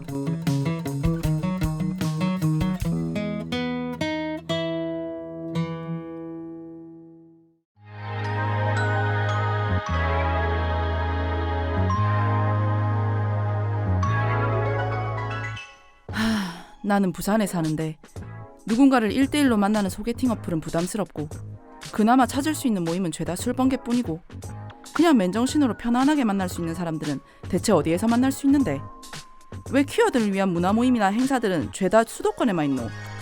그런 당신을 위해 부산 퀴어 문화 플랫폼 홍예당을 소개합니다. 홍예당은 부산에 사는 퀴어와 엘라이들을 위한 다양한 퀴어 이벤트와 소셜 모임을 제공하는 커뮤니티 서비스입니다. 책, 영화, 음악, 스포츠. 당신의 관심사를 함께할 친구들을 만날 수 있는 곳. 가족, 직장, 사회, 각자가 속한 곳에서 퀴어로서 겪는 고충을 서로 나누고 또 공감할 수 있는 곳. 편안하고 안전하게 당신이 당신일 수 있는 바로 그곳. 홍예당에서 다양한 만남을 경험해보세요. 자세한 내용은 홍예당 인스타그램에서 확인하실 수 있습니다.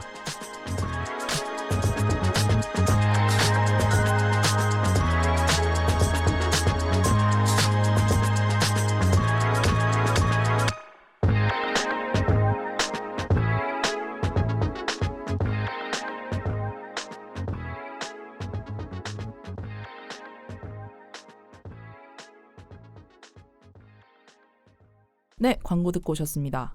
임박한 홍예당 행사 안내드리겠습니다. 이번 주 주말이네요. 10월 21일에 일말의 퀴어 우리는 농담이 괄호 안에 아니 야를 가지고 독서 모임이 진행될 예정입니다. 희곡이라 가지고 조금 평소에 진행되던 독서 모임이랑 구성이나 방식이 좀 달라질 수도 있을 것 같다는 소문을 들었습니다. 네. 흥미로울 것 같고 저는 이 책 전에도 몇 번 언급했지만 되게 재밌게 읽어가지고 참석할 예정입니다. 네. 그리고 이번 모임은 책을 안 읽어도 그냥 책만 들고 와서 같이 읽는 낭독 모임 형식으로 진행이 될 것 같아서 더 재밌겠다. 그래서 뭐 안 읽고 오셔도 와서 읽으면 되니까 네. 그리고 읽으면 정말 좋거든요. 네네네. 네, 그래서 같이 읽었으면 좋겠습니다. 많은 퀴어분들이 마음에 들어 하실 것 같아요. 이 작품은 저는. 네. 그렇게 있고 아시다시피 매주 수요일마다 이제 퀴어 기획자 양성 과정 홍예당에서 이제 퀴어 기획자를 양성하고 있습니다. 요 양성 과정이 진행 중입니다. 매주 수요일마다. 네. 요것은 이미 신청이 다 끝나서 추가 신청은 불가능하신 거죠? 아니요. 매 회차. 매 회차 계속 받고 네. 있구나.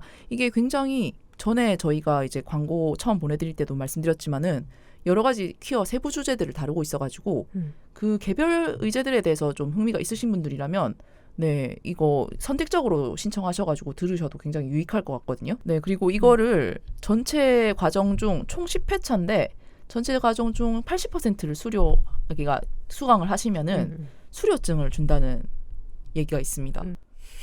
이제 그래서 여러분들은 홍예당 인증 퀴어 기획자가 될 수 있는 기회.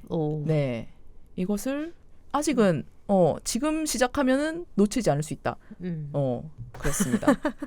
그리고 10월 28일 토요일 홍예글빵 출간 기념회가 열릴 예정입니다. 요것은 저희가 방송 시 몇 번 언급했던 그 김비 선생님의 지도 아래 단편 소설 쓰는 클래스가 있죠.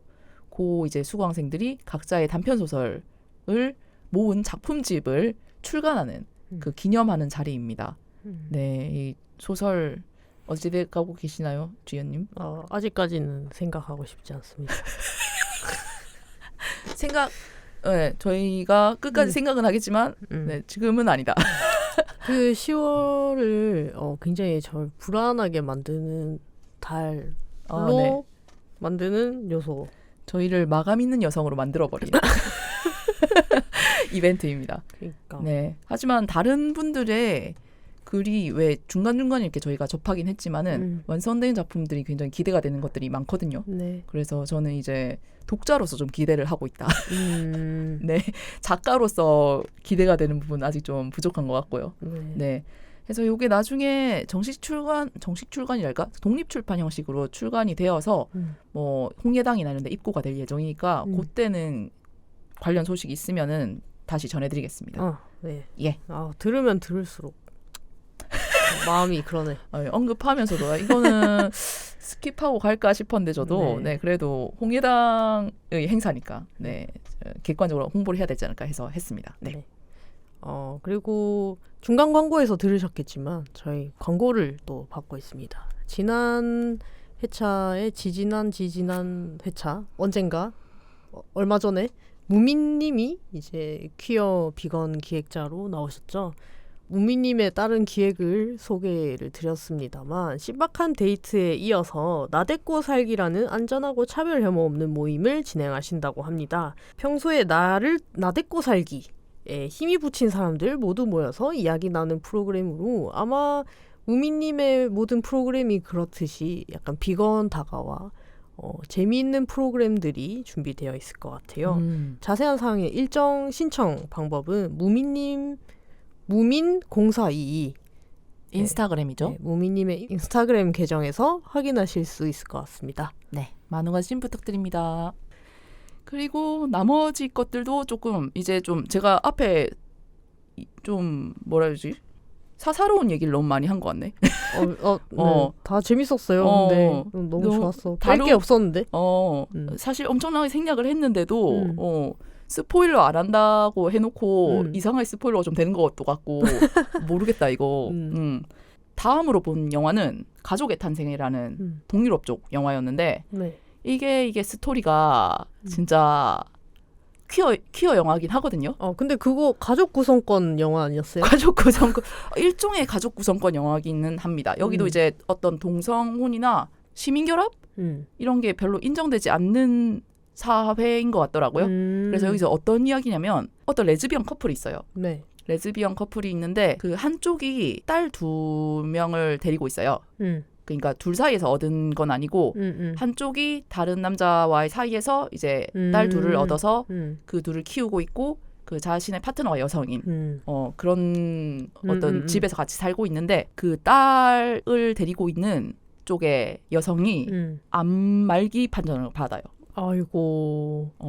그래서 살 날이 얼마 남지 않았다는 소식을 듣게 된 것이에요.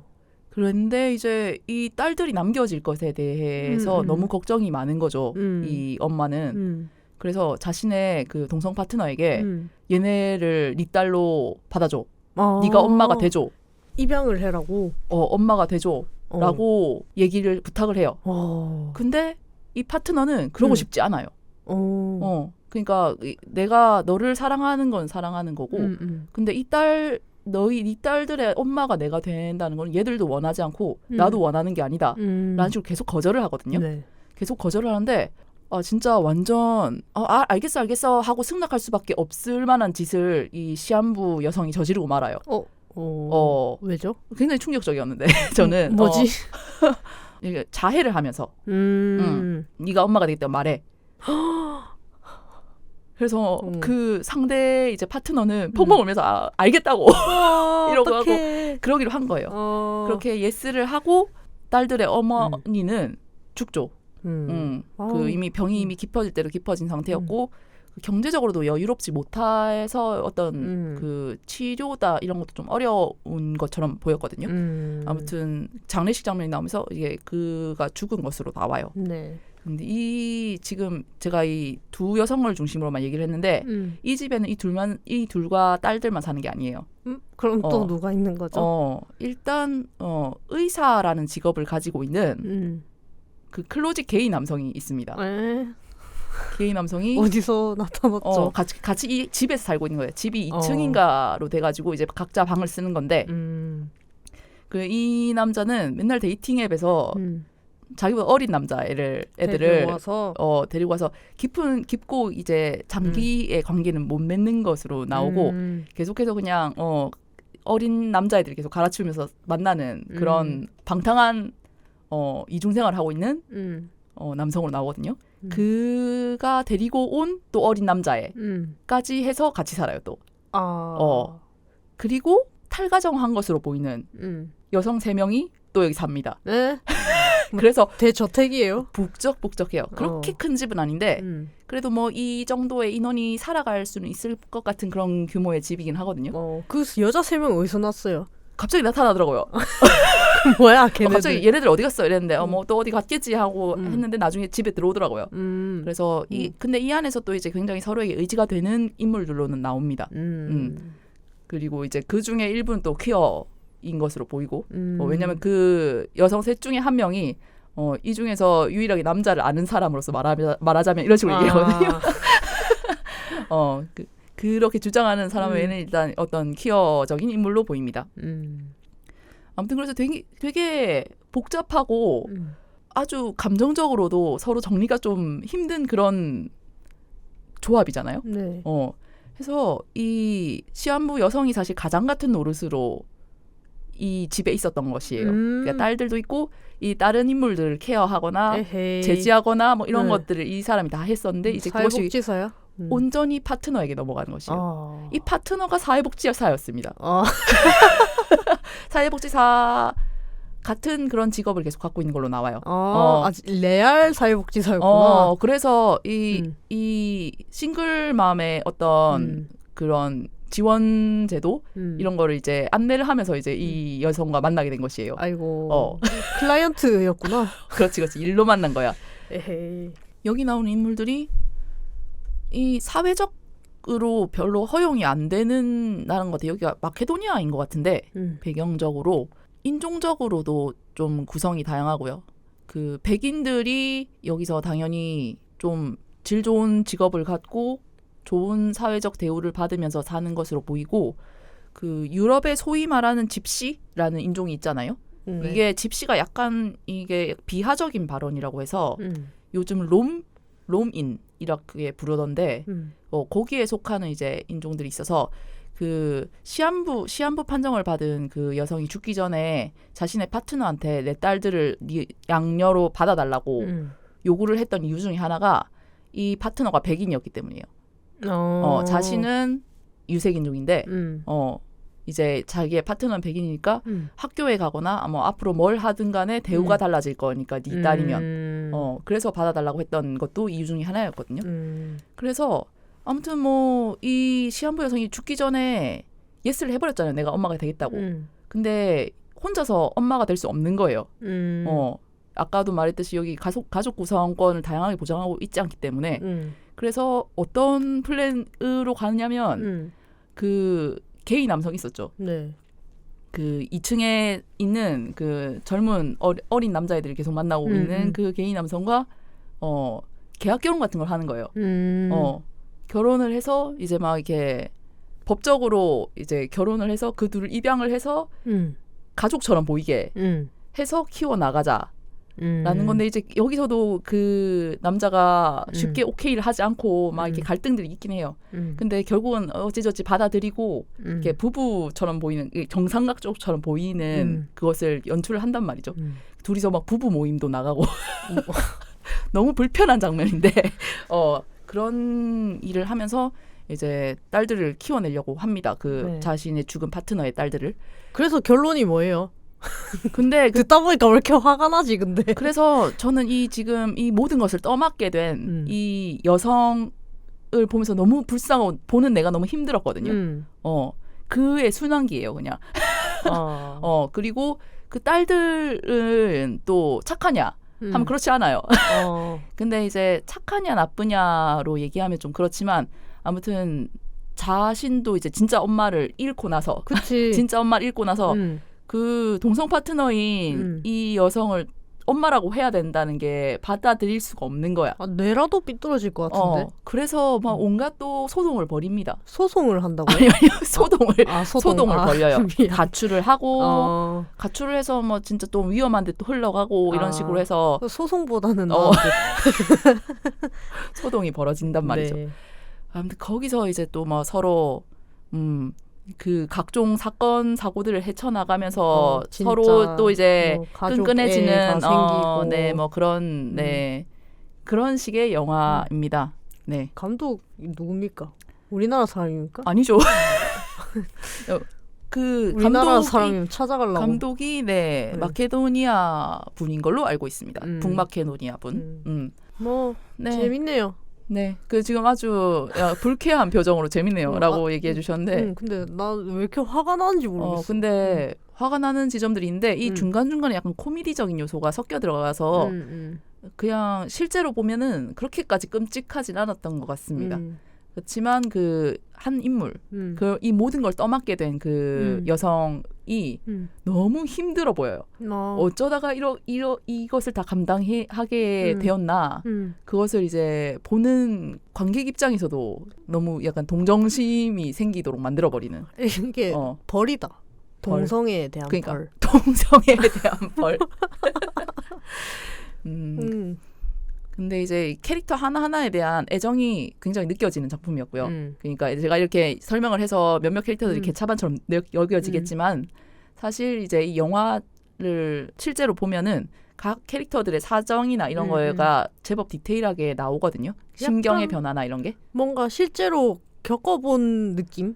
감독이 실화를 기반으로 했을 것 같고 그래서 약간 엘워드를 보는 것처럼 그런 괴로움일 수 있다. 네, 우리네 삶과 너무 다를 바가 없어서 얘기를 들으니까 힘드네요.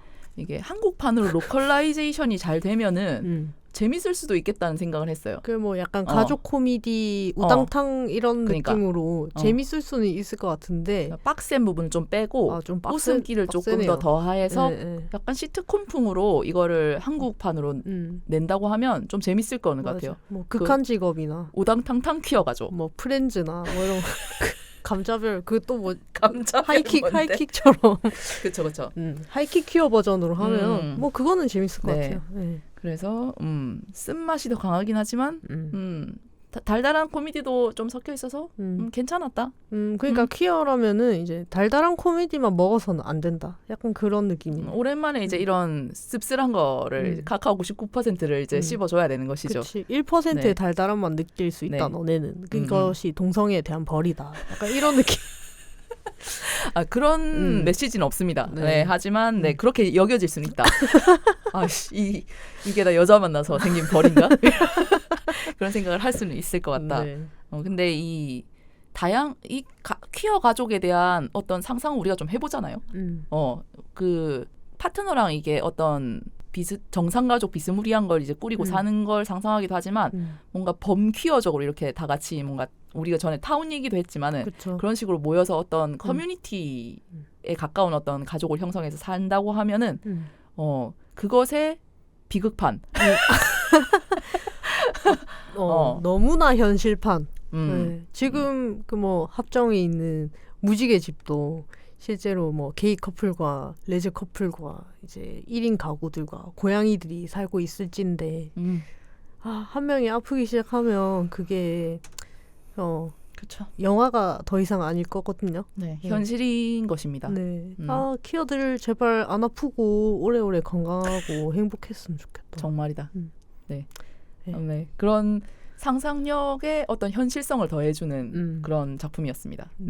다음 영화 딸에 대하여입니다.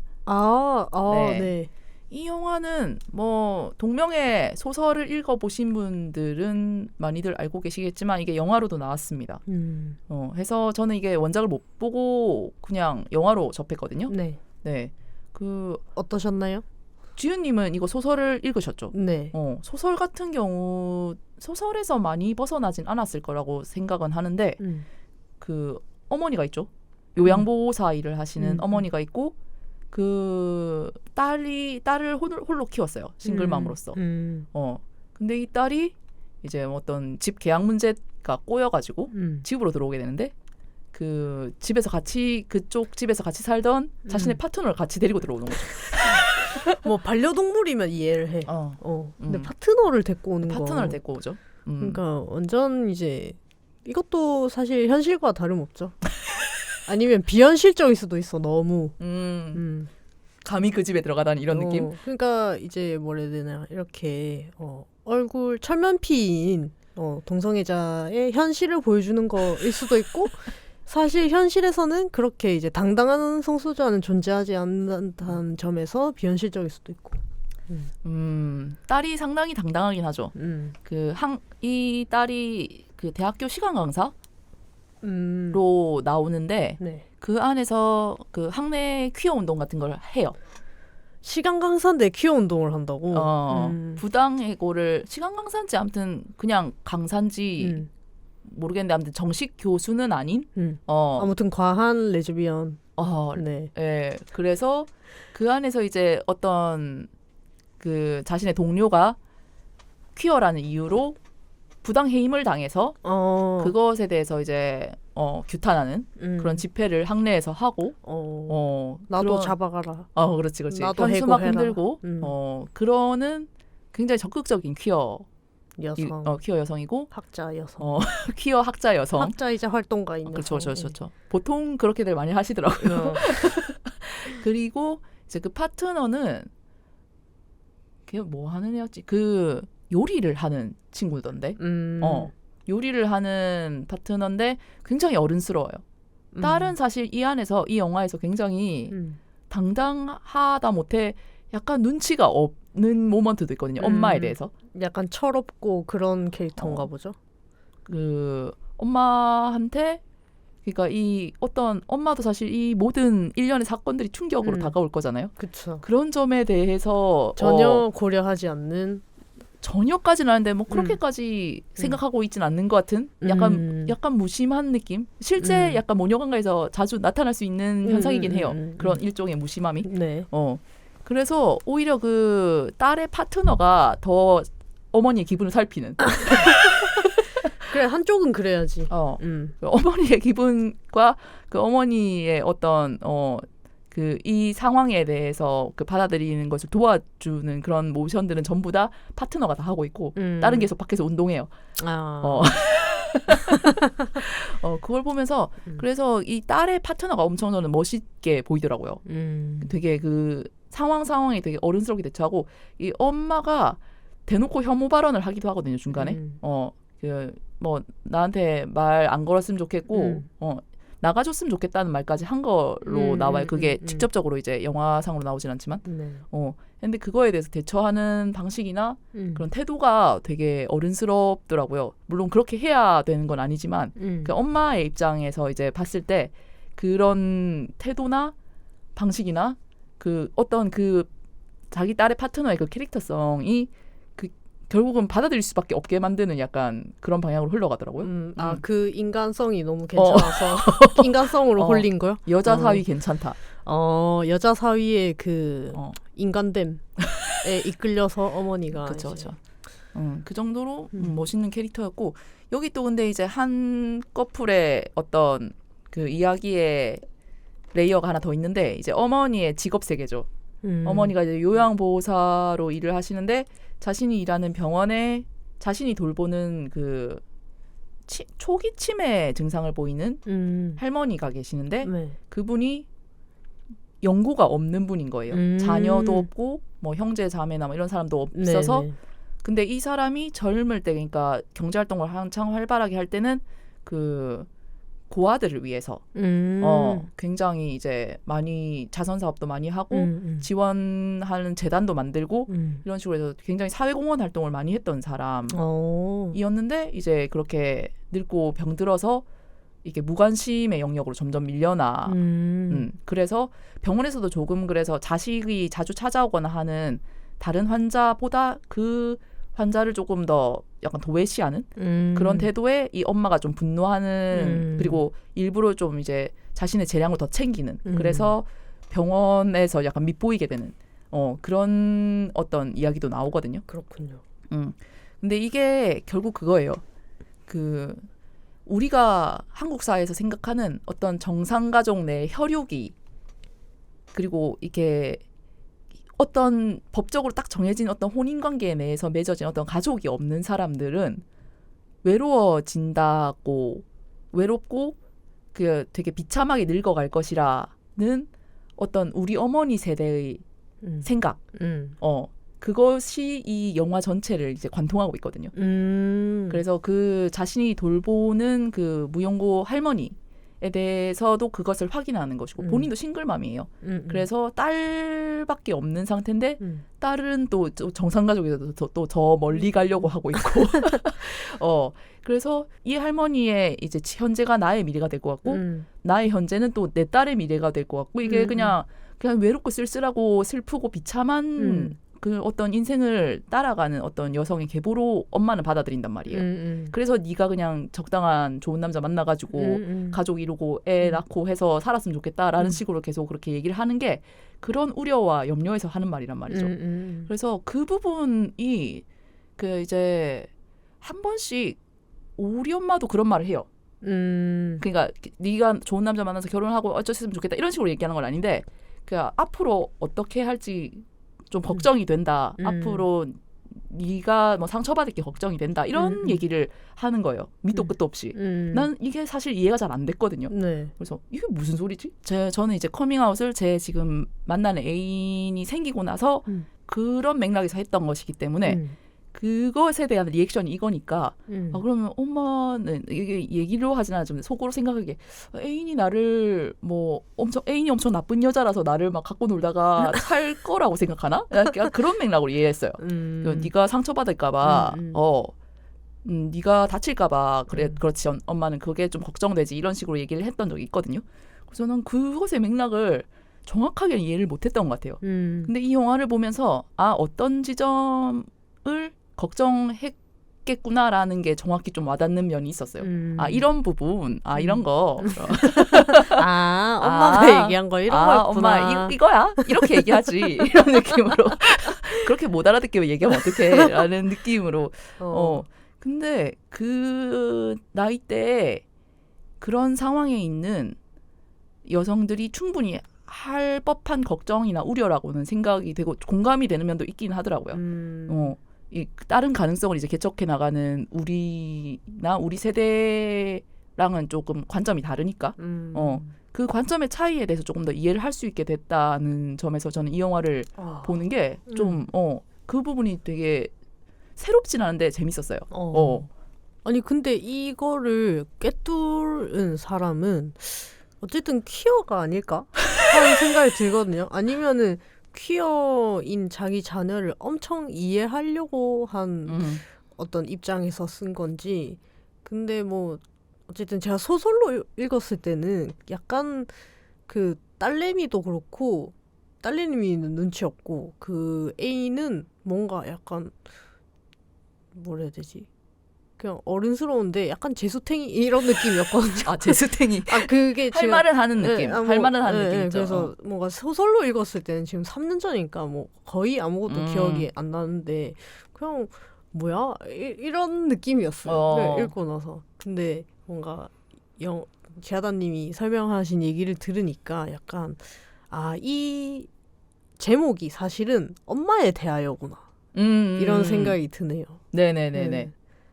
엄마가 딸에 대해 얘기를 하는 거지만 사실 엄마는 어떤 생각을 하는지 얘기를 하는 거잖아요. 네, 맞아요. 네, 그래서 실제로 이 영화에서도 소설도 그렇겠지만은 그 화자랄까 중심 인물이 어쨌든 엄마거든요.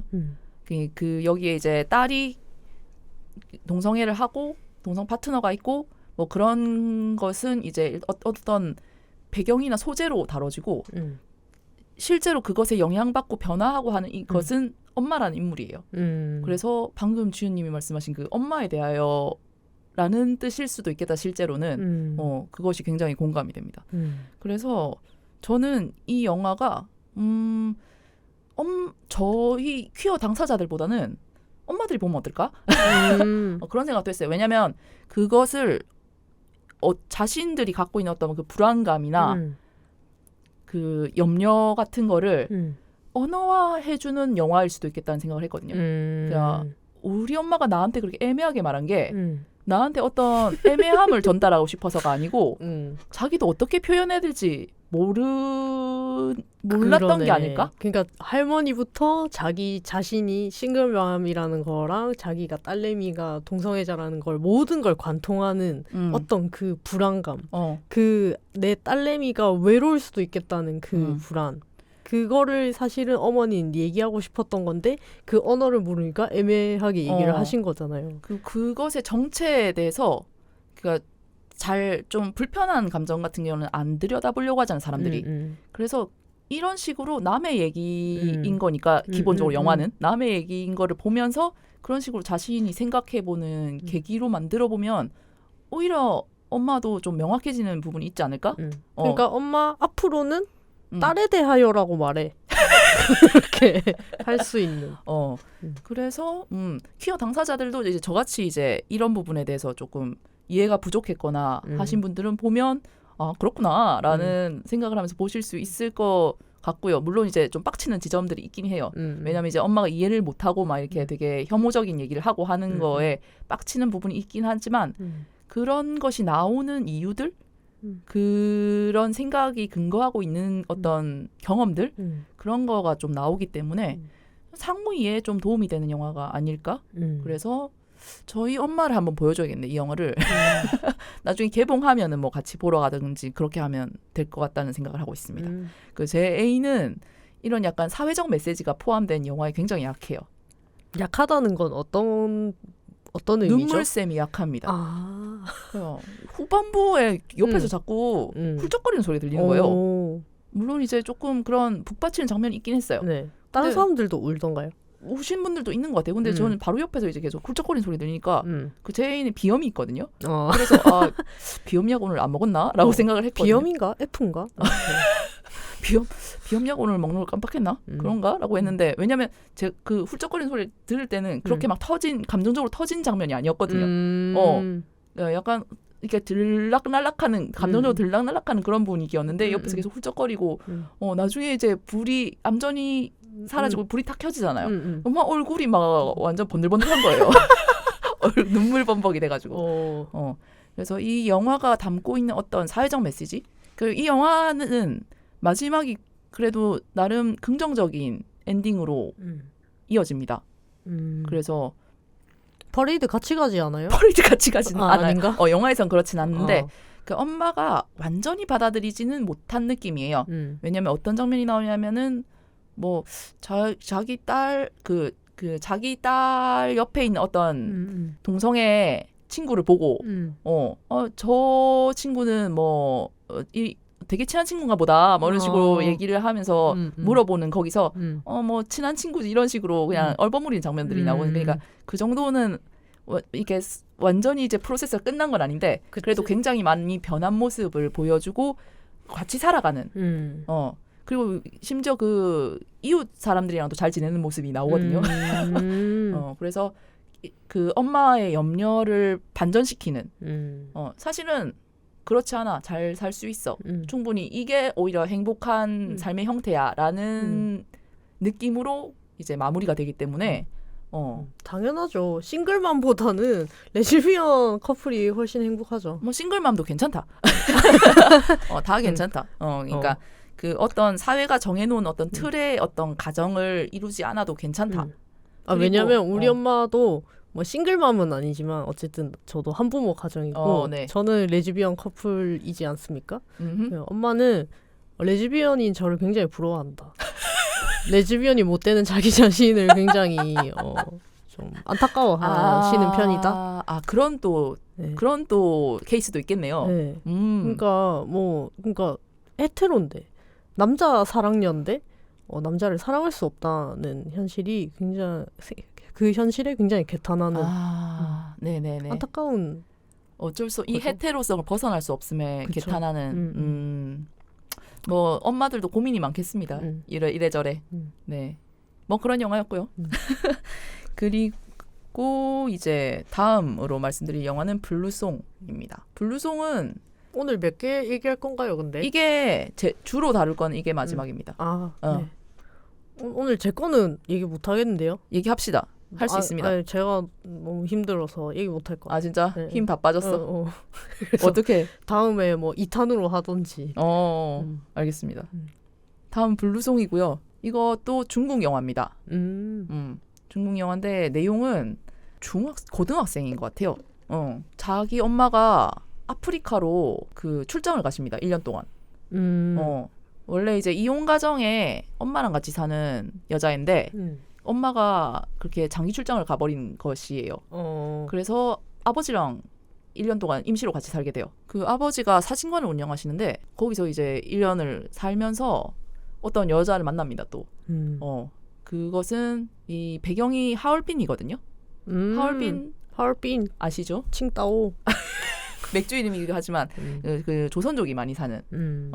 그래서 이 주인공이 만나게 되는 여성이 연상의 조선족 여성입니다. 그래서 굉장히 강렬한 이미지로 나타나거든요. 굉장히 자유분방하고. 이주영이요? 이주영. 그러네. 약간 한민족의 피가 섞인 사람들이 되게 자유분방한 사람들로 나오네. 중국인들 눈엔 그렇게 보이는 걸까요? 잘 모르겠지만. K-팝의 영향인가? 그런가? 잘 모르겠지만. 공교롭게도 약간 노기아랑 그런 점에서는 비슷한 것 같아요. 네. 이 주인공은 조금 내성적인 느낌이거든요. 근데 이제 이 여성에게 한정없이 끌리고 맙니다. 네. 근데 청소년이란. 네네. 청래란. 시작하는 청래 느낌입니다. 근데 이제 이 내가 사랑하는 연상의 언니는 남자를 주구장창 만나요. 유부남도 진짜? 만나고 뭐 여장 관리하는 남자들도 있고 또 뒤틀린 여성이네. 그렇죠. 그런데 이제 같이 이게 방을 같이 쓰는 걸로 나오거든요. 그래서 그 자꾸 홀리게는 만들어요. 그렇게 자신만의 사생활은 남자들과 이렇게 다양하게 가지면서 이제 둘만 있을 땐 또 굉장히 또 달달한 모먼트를 제공한단 말이죠. 그런 무책임한 여성 싫어. 그러니까 상처투성이가 되는 것이에요. 이 진짜 아이는. 놀이개가 되는 거예요, 그냥. 그런데 결국은 이 주인공의 짝사랑이에요. 하지만 서로를 계속해서 신경을 쓰는 그런 연출들은 계속 지속해서 나옵니다. 참네. 네, 그러니까 계속 희망을 주는 거지. 참네. 희망을 주는 거지. 아이고. 계속 끌고 다녀요. 그리고 이 주인공이 아까 녹야는 제가 녹색이랑 적색의 대비가 계속 나온다고 했는데 여기는 청색과 적색의 대비로 계속 나와요. 그 주인공과 관련한 장면, 주인공의 심경을 나타내는 부분 전부 다 파란색, 푸른색, 하늘색. 이 친구가 굉장히 스머프예요. 굉장히 계속 파란색 옷만 입고 다니거든요. 저를 보는 듯 했는데 파란 계열의 옷을 고집하고 그와 대비되게 이 주인공이 짝사랑하는 여성은 계속해서 붉은색, 화려한 색깔 그리고 살을 좀 드러내기도 하고 네네 자유분방한 그런 복장으로 다닙니다. 네. 그래서 이 언니를 따라다니면서 막 이렇게 다른 조선족 친구들도 만나고 그런 뭐 그 조선족들의 어떤 모임 현장 이런 데도 따라가고 뭐라고 말해야 될지 모르겠는데 환갑잔치 같은 건가 봐. 무슨 파티 같은 게 이게 잔치가 벌어지고 있는데 거기 가서 막 이제 자기가 노래 부르는 모습도 보여주고 막 이래요. 아무튼 그렇게 끌려다녀요.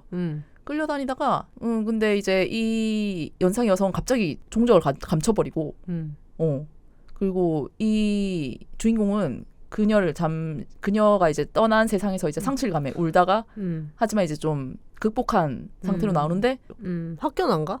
학교 다녀. 다닙니다. 죄송해요. 근데 여름 방학으로 시작을 하기 때문에 뭐 학교 밖 청소년일 수도 있죠. 네. 그렇죠. 그 언니가 그냥 둘 다? 둘 다. 그 언니는 승무원을 준비하는 걸로 나와요. 엄청 화려하게 예쁘게 생긴. 이거 뭐 어떻게 이어나가야 될지 모르겠네. 이 이야기를 어떻게 이어나가야 될지. 아무튼 죄송합니다. 예. 뭐 그런 영화였어요. 그래서 저는 사실 이 영화는 그렇게까지 추천드리고 싶진 않아요. 결론부터 말씀드리면 그림은 되게 예뻤는데 여러분들이 다 아는 맛이에요. 아는 맛인데 끝마치 씁쓸한 그 익숙한 맛 있잖아요. 청소년기에 그런 어떤 동성을 사랑하게 되었을 때 어떤 달콤 씁쓸한 어쩌고 저쩌고 하는 거 있잖아요. 그런 느낌으로 이어지고 예. 네.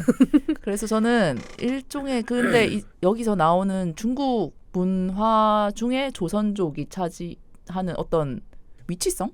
이라고 하면 좀 거창한데 아무튼 그런 종류의 것들을 많이는 못 접해봤었어가지고 그런 문화가 드러나는 거는 재밌더라고요. 그런 것에서는 재미를 느낄 수 있겠지만 이 둘의 서사 자체는 뭐 새로울 건 없는 그런 서사입니다. 네, 그래서 그냥 봤다, 다 봤다. 네, 그랬습니다. 저의 BIFF 소식은 여기까지입니다. 네. 이 얘기하다 보니까 진짜 두서없어서 이게 무슨 말 하는 거고 싶을 수도 있을 것 같은데 아니요, 완전 재밌었는데. 저는 뭐 여기 앉아서 얘기를 하다 보니까 그렇게 됐습니다. 완전 다채로웠어요. 오늘 영화 3편, 아니다 5편? 4편? 몇 편이었지? 방금 말씀드린 건 5편이었습니다. 네. 어쨌든 굉장히 다채로운 주제와 배경을 하다 보니까 오늘 내용도 굉장히 풍부했다. 네. 그래서 오늘 여기까지 해도 충분할 것 같다. 그냥 그게 제 생각. 네네. 지금 조금 전에 약간 제 그때 제 오타쿠 방송 했을 때랑 비슷하게 약간 좀 지치셨다. 지은님. 아니요, 뭐 지금 뭐 시간도 충분한 것 같고. 그렇죠. 뭐 네네네. 그냥 분량상 뭐 그냥 되게 합리적인 척한다. 네, 알겠습니다. 그렇게 마무리해도 될 것 같네요. 그러면 오늘 이거 제목 바꿔놔야겠다. 애초에 우리가 기획한 것은 쥐하다의 BIFF와 쥐읒의 OTTV였는데 그것은 괄호에 싹 넣는 것을 좋습니다. 그동안 봤다 이런 정도로. 뭐 저희 OTT는 그렇게 중요하지 않습니다. 뭐 다음에 한번 얘기를 해주세요. 그러면 제가 이번에 많이 잡아먹었으니까 다음 방송은 약간 지은님 포커싱으로 가는 걸로. 뭐 그렇게까지 원하지는 않습니다. 그랬으면 좋겠다 나는. 예. 네. 그래서 제가 오늘 소개드린 것 중에 아마 녹야랑 딸에 대하여는 조만간 국내 개봉이 있지 않을까 싶은데 다시 보면 제가 말한 거랑 좀 다를 수도 있다. 왜냐? 제가 이것을 딱 한 번씩 봤고 메모 없이 봤으며 그리고 좀 본지 시간이 좀 되었다. 근데 그래서 기억을 더듬어서 얘기한 것이라서 사실과 조금 다를 수 있지만 저의 감상은 뭐 대충 이렇게 정리가 될 것 같습니다. 뭐 여러분은 메모하고 보십니까? 메모 보는 사람 있더라고요. 진짜요? 아니 그거는 부국제에서만 그렇게 하는 거 아니야? 영화제 옆자리에 앉는 사람들이 그렇게 메모를 하더라고. 아니 그러니까 영화제니까 그렇지. 난 영화제 지금 안 하거든요. 아니 그러니까 개봉하면은 메모하면서 보는 사람 없을걸? 그렇죠. 그냥 뭐 2회차, 3회차 하면 되니까. 그렇죠. 네. 그리고 저번에 저희가 국내 방송한 것의 결과를 좀 알려드리자면 제가 그 중에서 이제 긴가민가 한 거를 이제 말씀을 드렸던 것 중에 세기말의 사랑이랑 레드룸스가 있었어요. 네, 여러분 아닙니다. 세기말의 사랑은 뭐였지? 세기말의 사랑은 이제 그 횡령으로 잡혀간 자신의 짝사랑하던 남자의 아내가 대신 돈을 갚아주겠다고 나타나서 함께 살게 되는 내용인데 이것은 영화 자체로서는 뭐 흥미로운 부분이 좀 있습니다만은 퀴어 여성 영화를 기대하고 보시면은 굉장히 잘못 짚은 선택이다. 그래, 뭐 스틸컷부터 약간 불안불안했고요. 그래요? 스틸컷이 불안했던 그리고 뭐 약간 그런 느낌 하려면 그냥 뭐 친절한 금자씨를 보는 게 훨씬 낫지 않겠냐. 그냥 그런 생각을 했습니다. 네, 뭐 결론부터 말씀드리자면 그 한 남자를 사랑하는 두 여자의 얘기예요. 제 얘기를. 네, 그렇습니다. 네. 그리고 레드룸스는 이거는 뭐였냐면 그거예요. 그 어떤 연쇄 살인범의 법정에 참관을 하는 여성이 다른 그 연쇄 살인범의 팬을 자처하는 다른 방청객이랑 계속 만나면서 같이 뭐 집에도 같이 가고 막 이런 내용이 있다고 해서 봤거든요.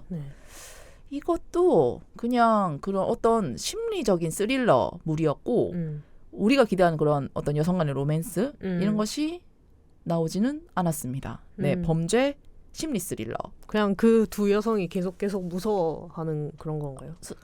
아니요. 이 둘 다 쎄한 여성들이에요. 이들이 무서워하는 게 아니고 이들이 무섭습니다.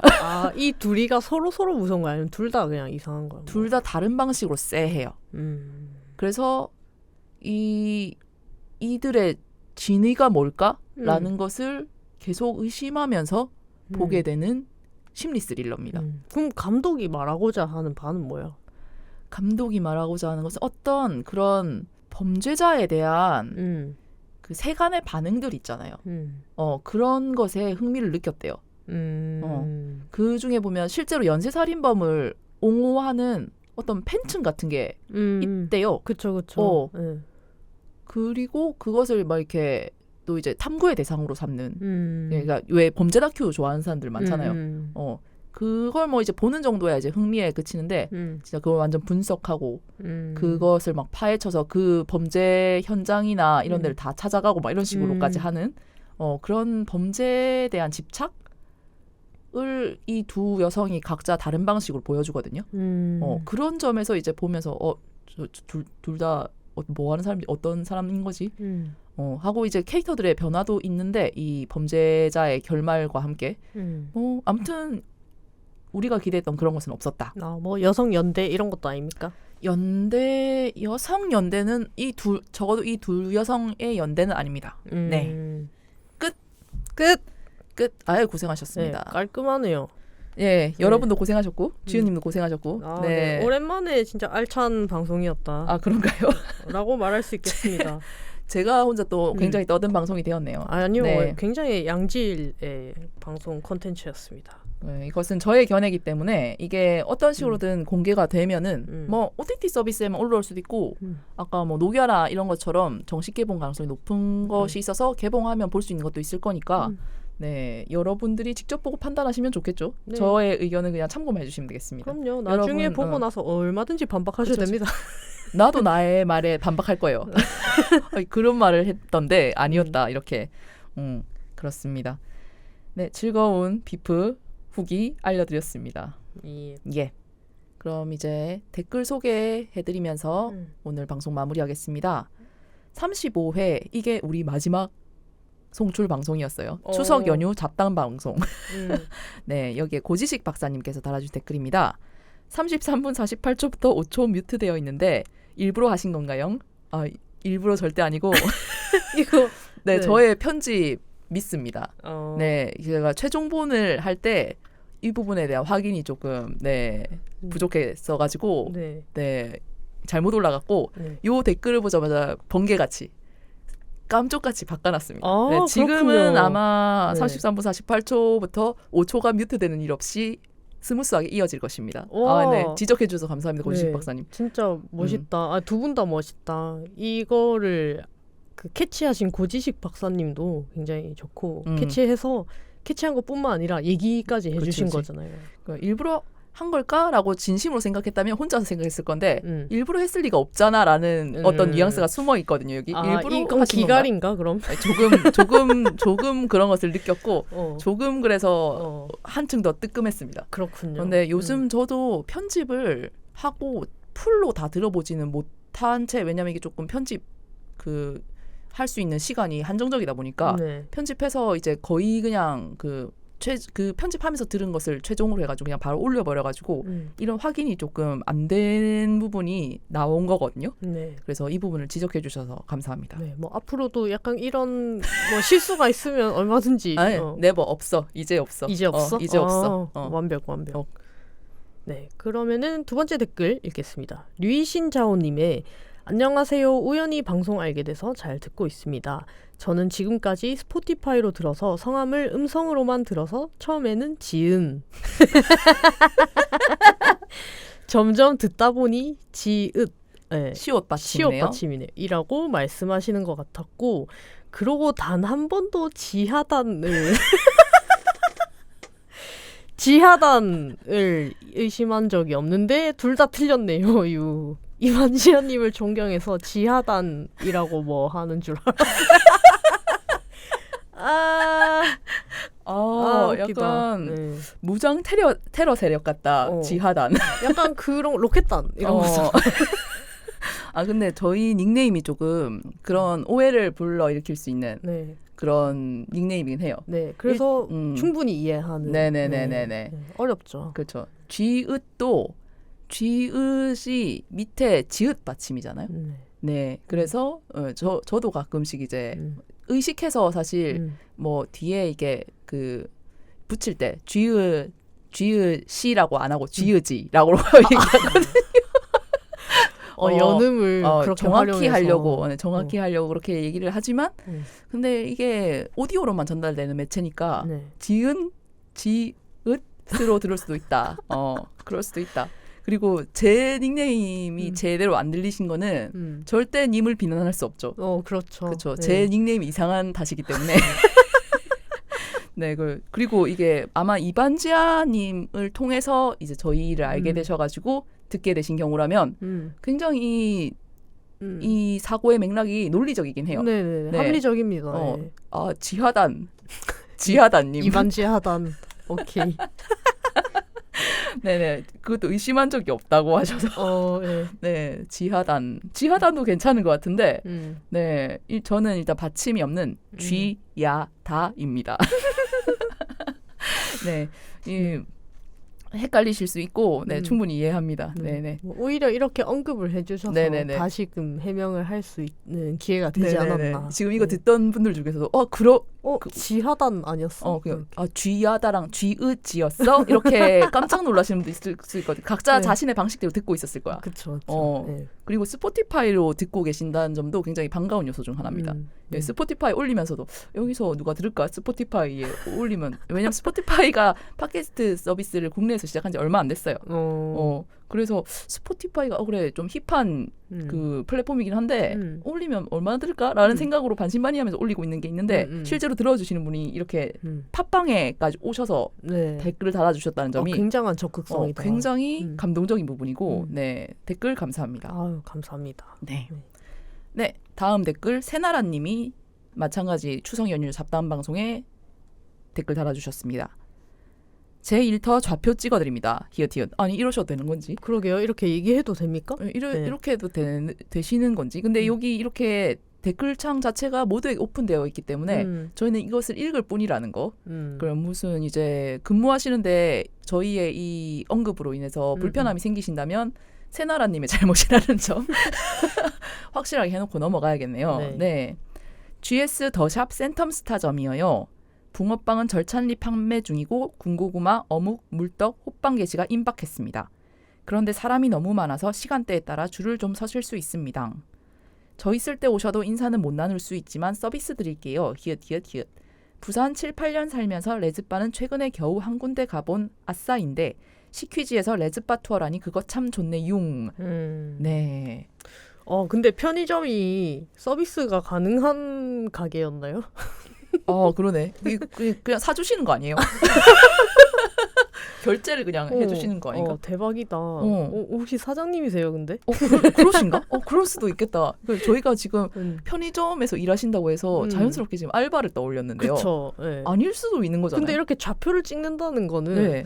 뭐 어떻게 보면 광고인가? 사장님은 오히려 좋잖아. 광고인가요? 이렇게 지금 우리가 네. GS 더샵 센텀스타점을 홍보를 해주게 됐어? 굉장히 고도의 전략이다. 네, 사장님이면 잘 부탁드립니다. 네, 다음에 사장님이시면 다음에 정식으로 광고 제의 주시기 바라고요. 그리고 물떡이 진짜로 계시다니. 물떡이 실제로 계시다니. 진짜 이게 정말 놀랍네요. 네. 다음에 한번 지우지랑 손잡고 찾아가겠습니다. 네. 서비스는 안 주셔도 됩니다. 댓글 감사합니다. 네. 그러면 여기까지. 지우지 이렇게 말하면은 저는 여기까지라고 할 수밖에 없거든요. 저희가 하실 말씀 둘이 하는 있었나요? 방송이기 때문에 네, 한쪽이 지치면 같이 집에 가야 돼요. 지하다님 아직 네. 힘 있으신가요? 오랜만에 이제 방송하는 거였는데 제가 이제 국제영화제 다녀와가지고 들떠서 너무 많은 얘기를 님을 붙잡고 한 것 같아서 좀 미안한 마음도 있습니다. 아니요, 지하다님이 네. 요새 러닝을 다시 시작하셔서 네. 굉장히 좀 체력적으로 좀 올라온 게 느껴지나요? 네, 뭔가 마음이 탄탄해진 게 느껴져요. 네네네. 그것만으로 행복합니다. 얼굴 근육을 조금 더 써주면서 말해주면 좋을 것 같은데 네, 그렇진 않다. 톤이 사기죠. 그렇죠. 네. 네, 그러면 오늘 방송은 여기까지 하겠습니다. 저희 또 다음 주에 다른 주제로 돌아오겠습니다. 네. 지금까지 시골지 키어찌였습니다. 안녕.